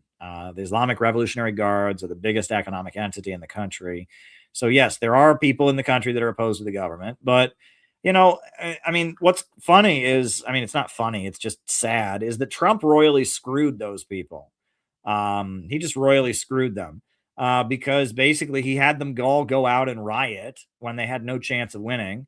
And then they all got, arrested, right? And then the Iranian government knew exactly where they were, right? And that's what happened. A lot of, there's a layer of people in the country. It's a minority, but, it's a significant number of people, but they're a minority, less than 10% of the population that, are very solidly against the revolution and are backed by the United States. And Trump had all those people. He just, had them all run out there in the streets and get killed. And now they're done. They're over, right? And the population's been in the streets by their millions supporting the revolution. And those people have been arrested. They haven't been slaughtered in mass, but their networks have been broken up. And at this point, the government is very, very secure. Those people basically were just told by Trump to just go out and break as many buildings and kill police officers, do everything. And now the government knows exactly where they are and has arrested them. And now it's over, right? The opposition in Iran has been completely, the pro-US, pro-Israel networks have been broken up at this point because they had to reveal themselves because Trump wanted to have them make an incident. Maybe he was hoping to justify a strike against Iran or something, but now those networks have been eliminated. So yeah, there you go, Jane. I mean, that's the crazy thing about this. So, and we had a question from Gabby. Gabby sent a question. She said, watching Nick Fuentes attempting to justify PDF philia, reference Epstein is beyond disturbing. This isn't edgy or provocative. It's morally repulsive and dangerous. Not sure what the Groyper is. Saw Kim Iverson cover this. It's hard to watch this big influencer say nonsense. Well, look, there is a process that plays out, and it's kind of depressing to talk about, and it's probably not good vibes in the Wallace Wattles sense to talk about, but there's the way that they're managing dissent right now is that there's a process that plays out, right? So a sentiment arises among the population. Sections of the population are mad about different things, know certain things about U.S. society that are not true, etc. So there's a sentiment that arises. And so then on social media, you get people doing what we're doing right now, talking about it, that are sincere, that really believe it. So what the government does is they've got this down to a science now. So then they create a new layer of fake influencers that get boosted and blasted everywhere, who become the voice of that sentiment, but they recruit people to a lifestyle social media influencer brand. And meanwhile, they then cancel and defame all the people that are sincere in representing that. And then after a while, they bully and smear and defame and push off the internet all the people who really believe in that dissident sentiment, and they replace them with people like Nick Fuentes that are just paid actors, that are just looking to be cool on the internet and get vibes, that tend to lead their audience to act like assholes and be more interested in lifestyle stuff, right? And then gradually those fake influencers who replace the legitimate sentiments take their audience in a less and less political place, and it turns into just a dude bro personal, that's what they do, right? And BreadTube is a great example of that. Peter Coffin was on YouTube making videos about socialism, and BreadTube appeared out of nowhere. And Peter Coffin, he was friendly with them at first because he was doing this and he was sincere. And, and then they all canceled him and they all got boosted. And none of those people understood socialism at all. They all just, their understanding of socialism is they're secret Nazis who've taken over the government. They're racist. And it was a way to control the Bernie movement, right? You had the Bernie Sanders movement, a lot of young people interested in socialism.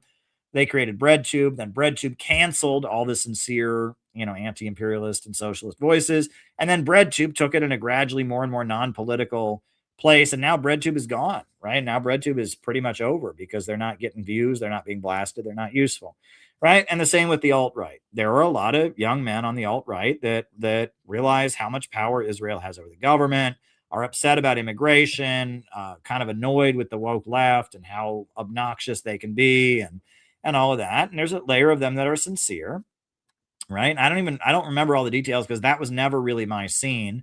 I mean, now I'm starting to know some of the more sincere people on the alt-right, like, Academic Agent comes out of those circles, and he's a good guy who's had me on, and, but, they emerged, and then one by one, they all got canceled. I think one of them like moved upstate to upstate New York to be an Orthodox priest, and they all get canceled over some bullshit. They honeypot them, or they, whatever. I don't know what it is, right? So, and then they replace them with Nick Fuentes, who's just some dumb dude bro who just, is sarcastic and rude and nasty, right? And then Nick Fuentes gradually takes it in a less political direction, right? And so, like, he's supposed to be Mr. Israel lobby here, who knows all about it. But then the biggest case of Israel lobby corruption of our government, Epstein, comes along, and he just dances along with, oh, it's so cool, it's great, he was a bro, so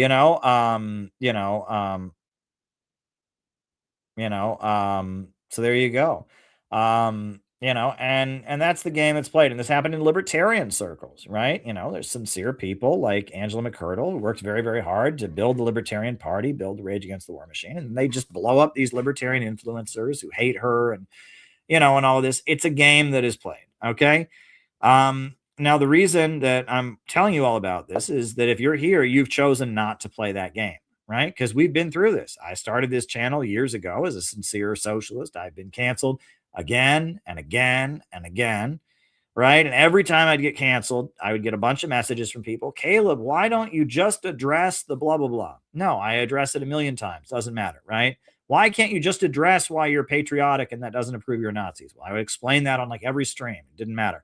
Oh, Caleb, why can't you just address why you met with Dugan? I did. And it's this game that they play, right? And there's a lot of people who are very naive and don't understand. Why can't you just explain? Well, I would always explain why I was being canceled, and it would never change. And the people would just keep lying and talking against my position. Right. And they just come after you with everything they can find on you because they just want you to go away so they can replace you with somebody fake. And that's the idea. Well, you're here because you've chosen not to fall for it. They don't want you watching me. They want you watching some, dumb dude bro who doesn't understand any of this and is just a haircut. And I'm supposed to go away, right? And that's the game that is played, right? So just keep that in mind, right? If you're here, it's because you've chosen not to fall for that trap. But basically, Nick Fuentes is the incarnation of that trap, right? He is there for you to You know, if you are somebody that knows about Israel, or if you are somebody that's in the right wing space, you're supposed to watch him, and he takes you to gradually not be political and just be an asshole. You know, and he's an asshole. You look at him, he's an asshole. And everyone who talks like him is um, completely unattractive. And I've seen young men that I've known who've gotten into that space, and I've said to them, like, you realize that, like, you sound like a jerk to most people. And they don't. They get into this internet bubble where talking the way Nick Fuentes talks, you know, insulting people, using racial slurs. I'm like, you sound like a jerk to most human beings. You sound like an unpleasant jerk, you know. But in the Nick Fuentes universe, if you join the Discord servers like him, that's just the way you act. Well, I mean, Nick Fuentes is intentionally not helping his cause, right? If he was really trying to recruit people to believe that, he would train them to be very articulate and explain the politics in a way that would recruit people and win them over. He doesn't do that. He trains them to be assholes who just are like on the internet being assholes to each other.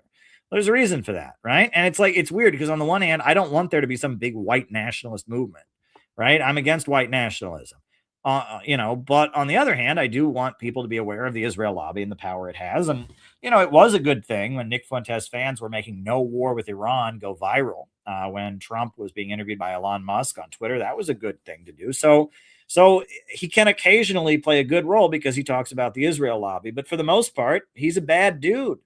Right? Right? He's just a bad dude. Right?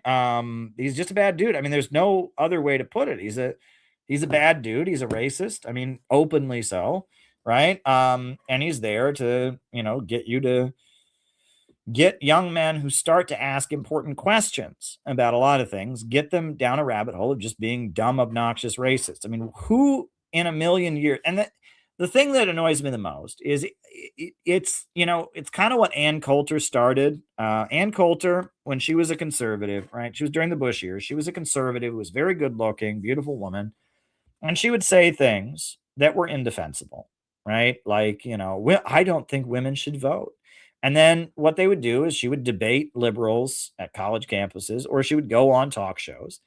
And it was like this game of like saying things you don't really believe that will make liberals mad. And it was like fun entertainment, right? So she would get on there. I don't think women should vote. I mean, they vote Democrat. That's irresponsible. I don't want women to be able to vote. And the liberal host takes them seriously and says, I mean, are you really saying that women shouldn't be able to vote? I mean, you know, one half of the human race, just because they're female, shouldn't vote? Yes, that's totally what I'm saying. Oh my God, look at me. And it's this game where they say indefensible things, and, you know, people take them seriously, and they don't really mean what they're saying. It's just the game is to like offend liberals. And that's what this Fuentes thing is doing. I don't think he's literally advocating pedophilia, but it doesn't matter. It's still evil what he's saying.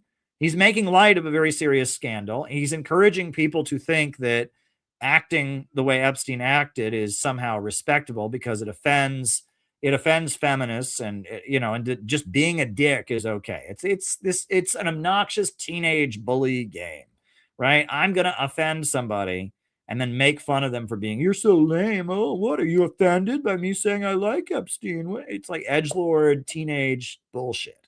I've really got no patience for that shit. I really don't. And you know, I mean, it may be entertaining to some people, but it's not helpful in any way politically, no matter what side it comes from, right? And the left loves to do this, right? You know, that, and this is, I mean, this was my main grievance with the BreadTube people, right? Whatever the right, I've spent my entire adult life practically educating people about what communism isn't, right? And saying, no, I was taught in school, communism is everyone gets paid the same wage, no matter how hard they work. And I've worked so hard to explain, no, it's not. We want centralization of the means of production to create vast abundance. But then RedTube comes along. Yeah, I should get paid the exact same wage no matter how hard I work. Yeah, what's the problem with that? What? Everyone should get paid exactly equally. Well, how are you helping anything by acting that way? Right? You know, you're not teaching anyone anything. You're just reinforcing a misconception that people have. You expect if you go, yeah, that's what, you know, or they say communists are people that are lazy. They don't want to work and they want the government to just give them everything. And they go around, yeah, I don't want to work, man. work is no fun. Like, do you think you're going to convince anybody by acting that way? Do you think any conservative who thinks that's what you believe and you go, yeah, I'm like that? Do you think they're gonna then go, oh, well, if that's the case, no, right? And it's just this stupid, obnoxious childishness of I'm going to not challenge people I'm not going to teach anybody anything. I'm just going to offend the other side to like get laughs from my side by getting annoyance from the other side. It's not productive or helpful in any way, right? But it's the game that's played. And so that's what Nick Fuentes is doing, right, with his Epstein nonsense. And it's not helpful. If anything, right, he's been the one who's made that his issue. He is against the Israel lobby. He should be educating his audience about exactly what Epstein was doing, how it worked, why it's evil. But why would he do that, right? He just wants to be cool on the internet. And that's the thing. You're supposed to watch him and not watch somebody who might actually teach you something. And I see the same thing on the left. I see the same thing among libertarians. It's the same game. And at the end of the day, we're fighting the same system. That's the thing. There are people like Jimmy Dore that come out of the left, but a lot of what they say lines up with what Tucker Carlson is saying and lines up with what Angela McCurdle is saying. And Dave Smith is saying, and it's like those of us that are on the side of good against evil, even though we have different ideologies and different ways of explaining it and different historical references, we're all kind of saying the same thing, which is, the Western imperialist system is run by Satan. There's a rising new world based on trade and development that we ought to find a way to connect with. We need a government that breaks the power of the big monopolies and doesn't, take away our rights and march us toward a new world war. And we need a government that invests in us and not wars around the world.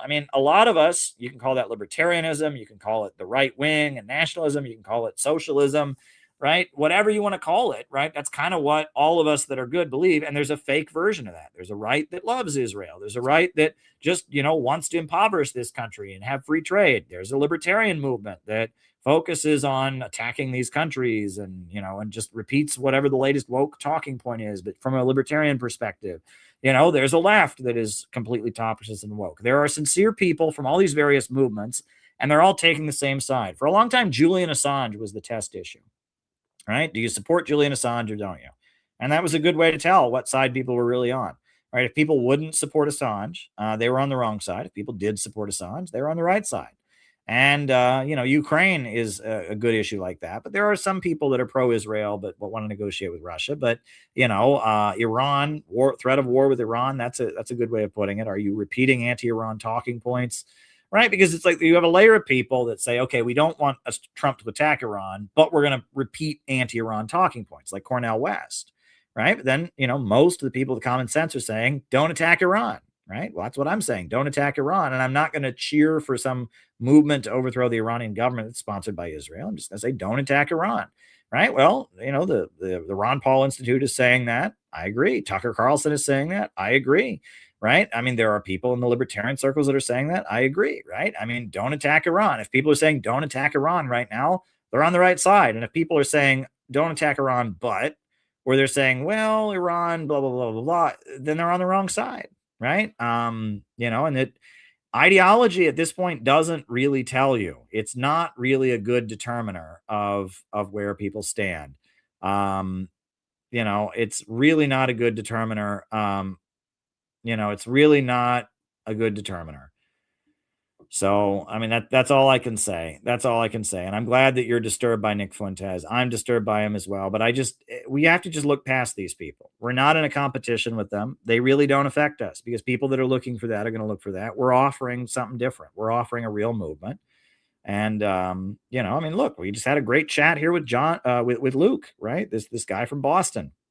Right? Do you think that we would have ever met through internet niches about ideology? No, we met because he's involved in some in real life stuff. I'm involved in some in real life stuff, and our in real life stuff overlapped, and we had a great chat. And that's called organizing. When you meet people in real life and discover a common interest, a common goal, and you work towards that goal, and you coming from your different places, you talk about, from our different perspectives, where our view might overlap. That's how you do real organizing. And we got a lot of great real organizers in our group in LA, in Minneapolis, and Chicago, and in New England and here in New York. We got a lot of great real organizers in CPI. We got to build a real organization. And that's what this book is about. And I'm going to keep reading this book on the streams because there's a lot more in here, a lot more. Trust me. I just had to go over the basics. If you already knew all the stuff I read in the first 5 chapters, I apologize. There's a lot that you don't know.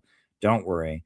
But there you go. There you go. All right. Well, there's there's 2 Rumble rants that I have come in here. Okay. Judge Hempcar says in the book of Judges 11:39, Jephthah killed his daughter by offering him to Yahweh.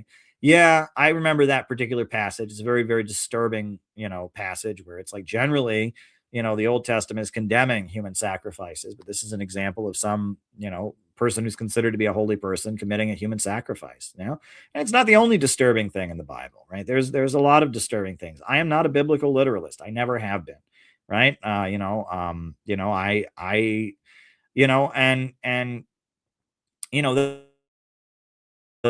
Growing up, I used to argue with people, and I would argue with them. They'd say everything in the Bible is true, and you must, and that you must believe everything in the Bible. And I would start listing things from the Old Testament, like don't eat shellfish and all that. And they'd say, "Oh, that just applied to the Jews. That just applied to ancient Israel. Jesus fixed all of that." But then 2 conversations later, they're quoting the book of Proverbs to tell me this, or I'm like, "Oh, I thought none of that applied. I thought, and it's a game, right? It really is a game. And the Bible is really, really big. It's a really big book.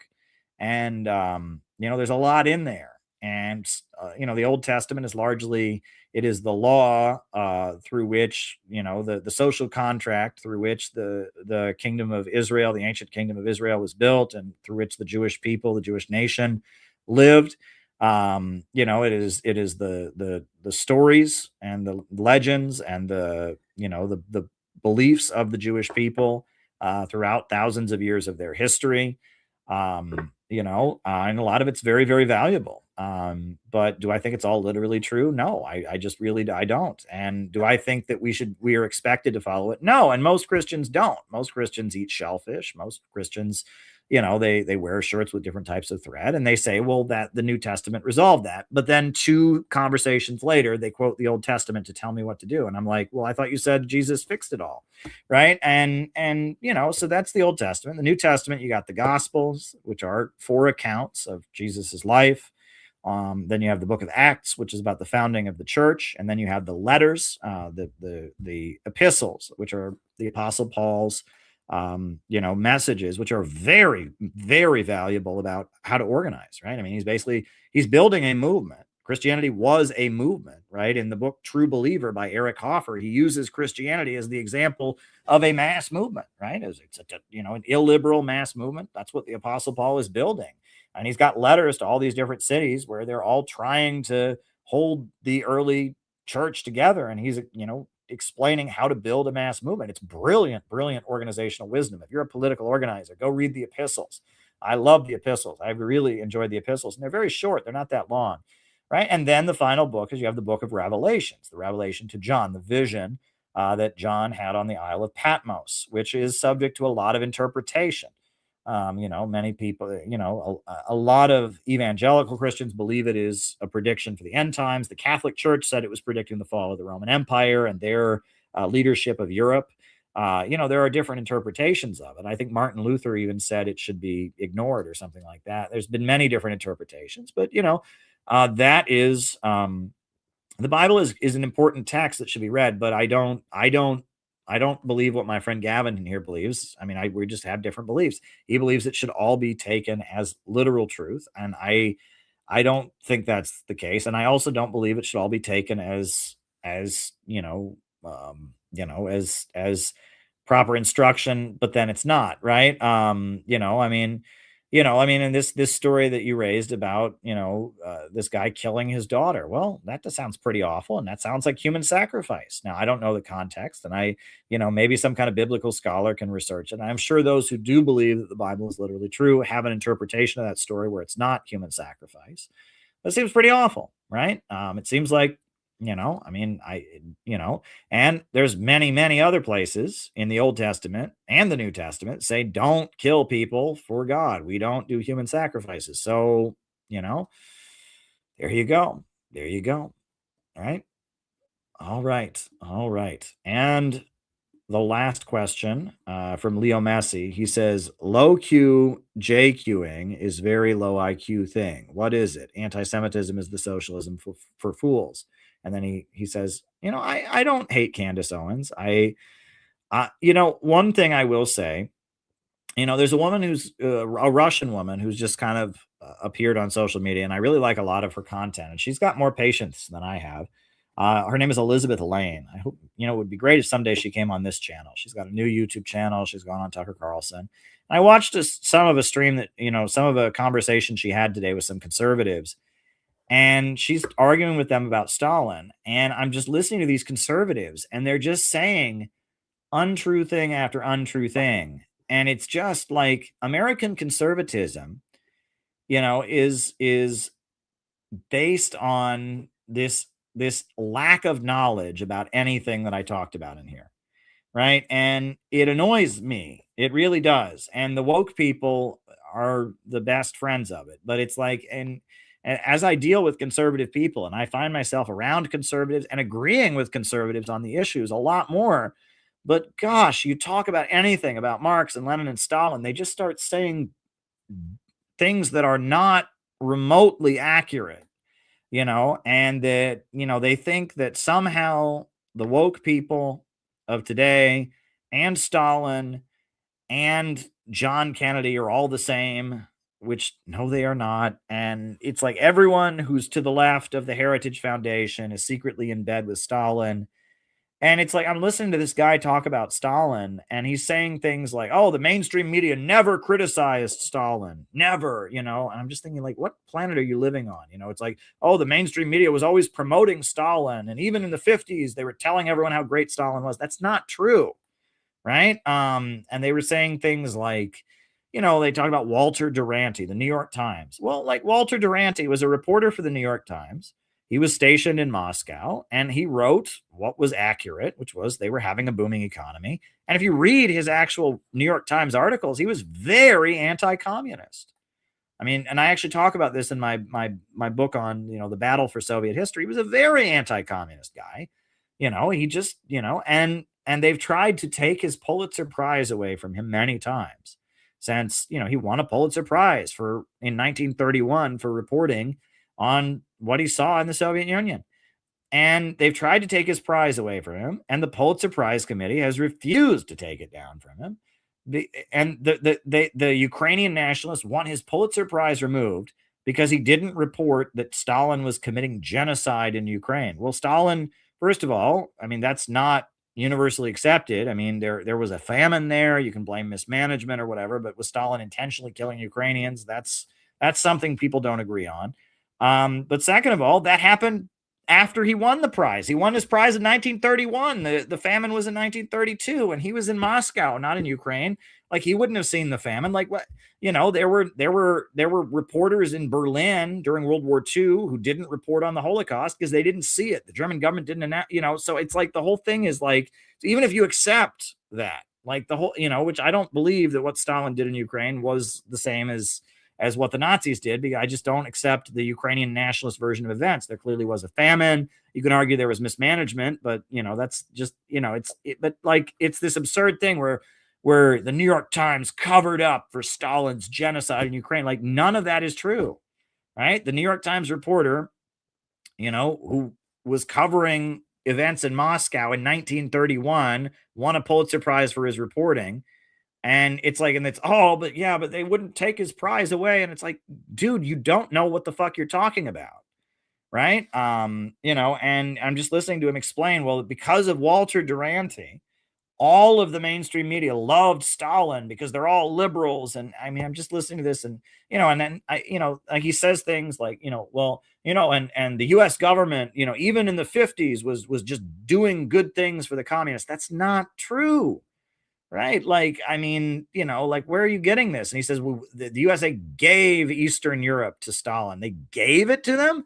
27 million people died. I mean, the Red Army marched into Berlin. The USA didn't land troops in Normandy until, like, the war was practically over. I mean, that's ridiculous. They gave it to them. And it's just, they have so much of these and it's just based on this childish assumption that, anything liberal is communist and anything communist is bad.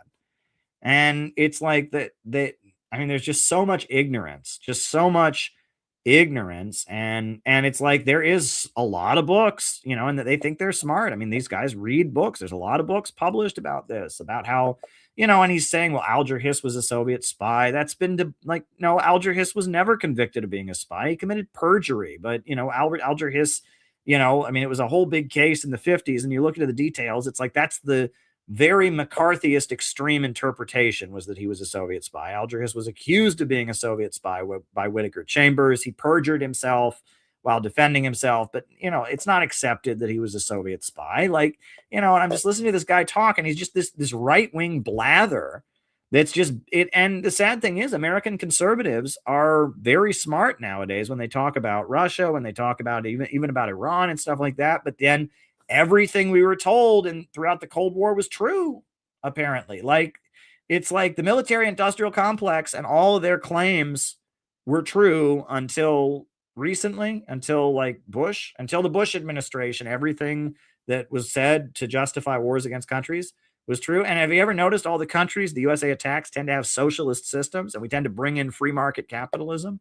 And so if that's the case, why is if communism is the enemy and capitalism is good and the military industrial complex is bad and the US wars are bad, why is it that all the wars are waged to bring capitalism and overthrow socialism?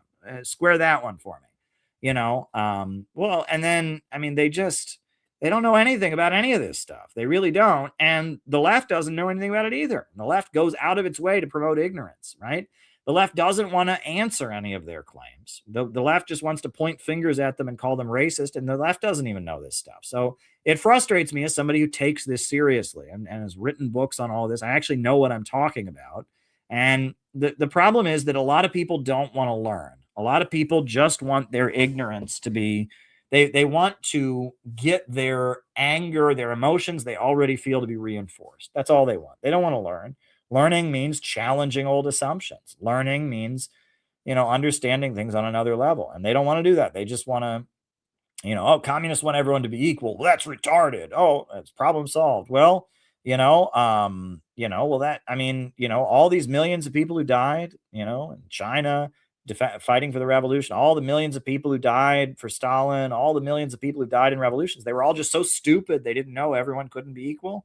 Wow. It's when people, whenever I would tell people I was a communist, right? I would be a communist, and they'd be like, oh, well, I used to be one too. Half the people would say, but then I thought about human nature. And I'd be like, really? So, all the millions of people around the world who died and fought for communism, they were all just so stupid they didn't know about human nature. Thank God you cleared that one up for me. I mean, it's just the height of arrogance, this assumption that there, all these books written and all these pages and pages of stuff. No, they all just say everyone must be equal. Everyone must be equal. Everyone must be equal. Everyone must be equal. I mean, it's very annoying. It's like there's an assumption that there couldn't ever be any logic to anything that communists believe.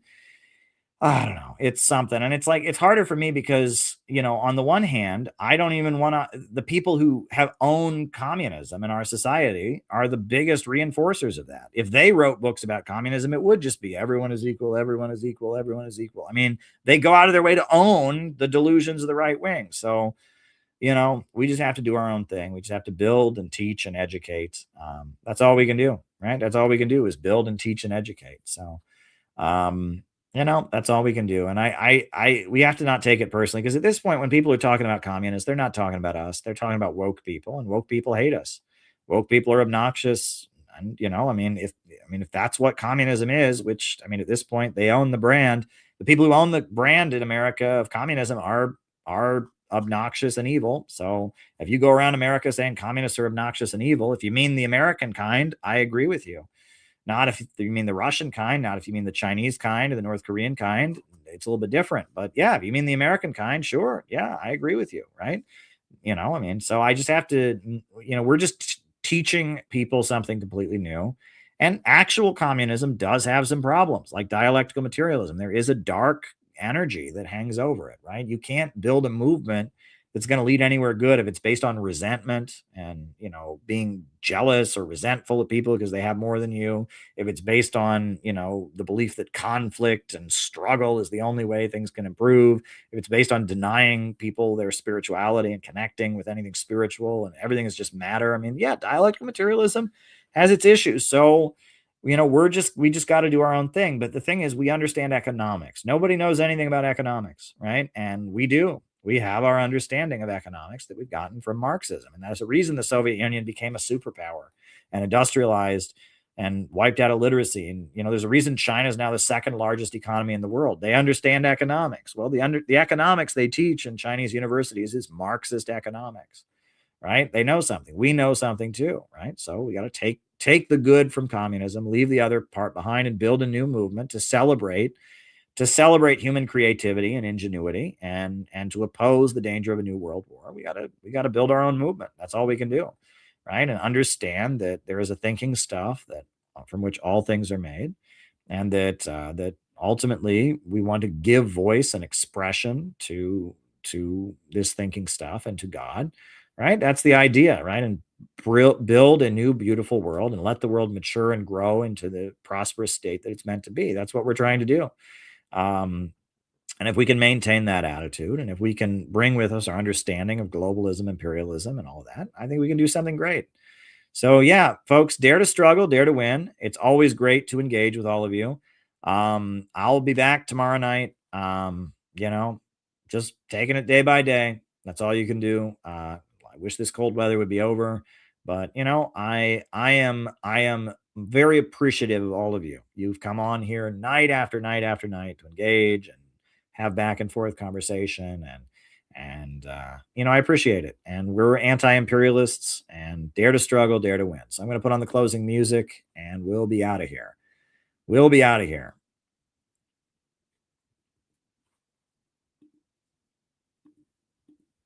A new upsurge in the struggle against U.S. imperialism is now emerging throughout the world. Ever since World War II, U.S. imperialism and its followers have been continuously launching wars of aggression. But the people of various countries have been continuously waging revolutionary wars to defeat their aggression. And while the danger of a new world war still exists, and the people of all countries must get prepared, revolution is the main trend in the world today.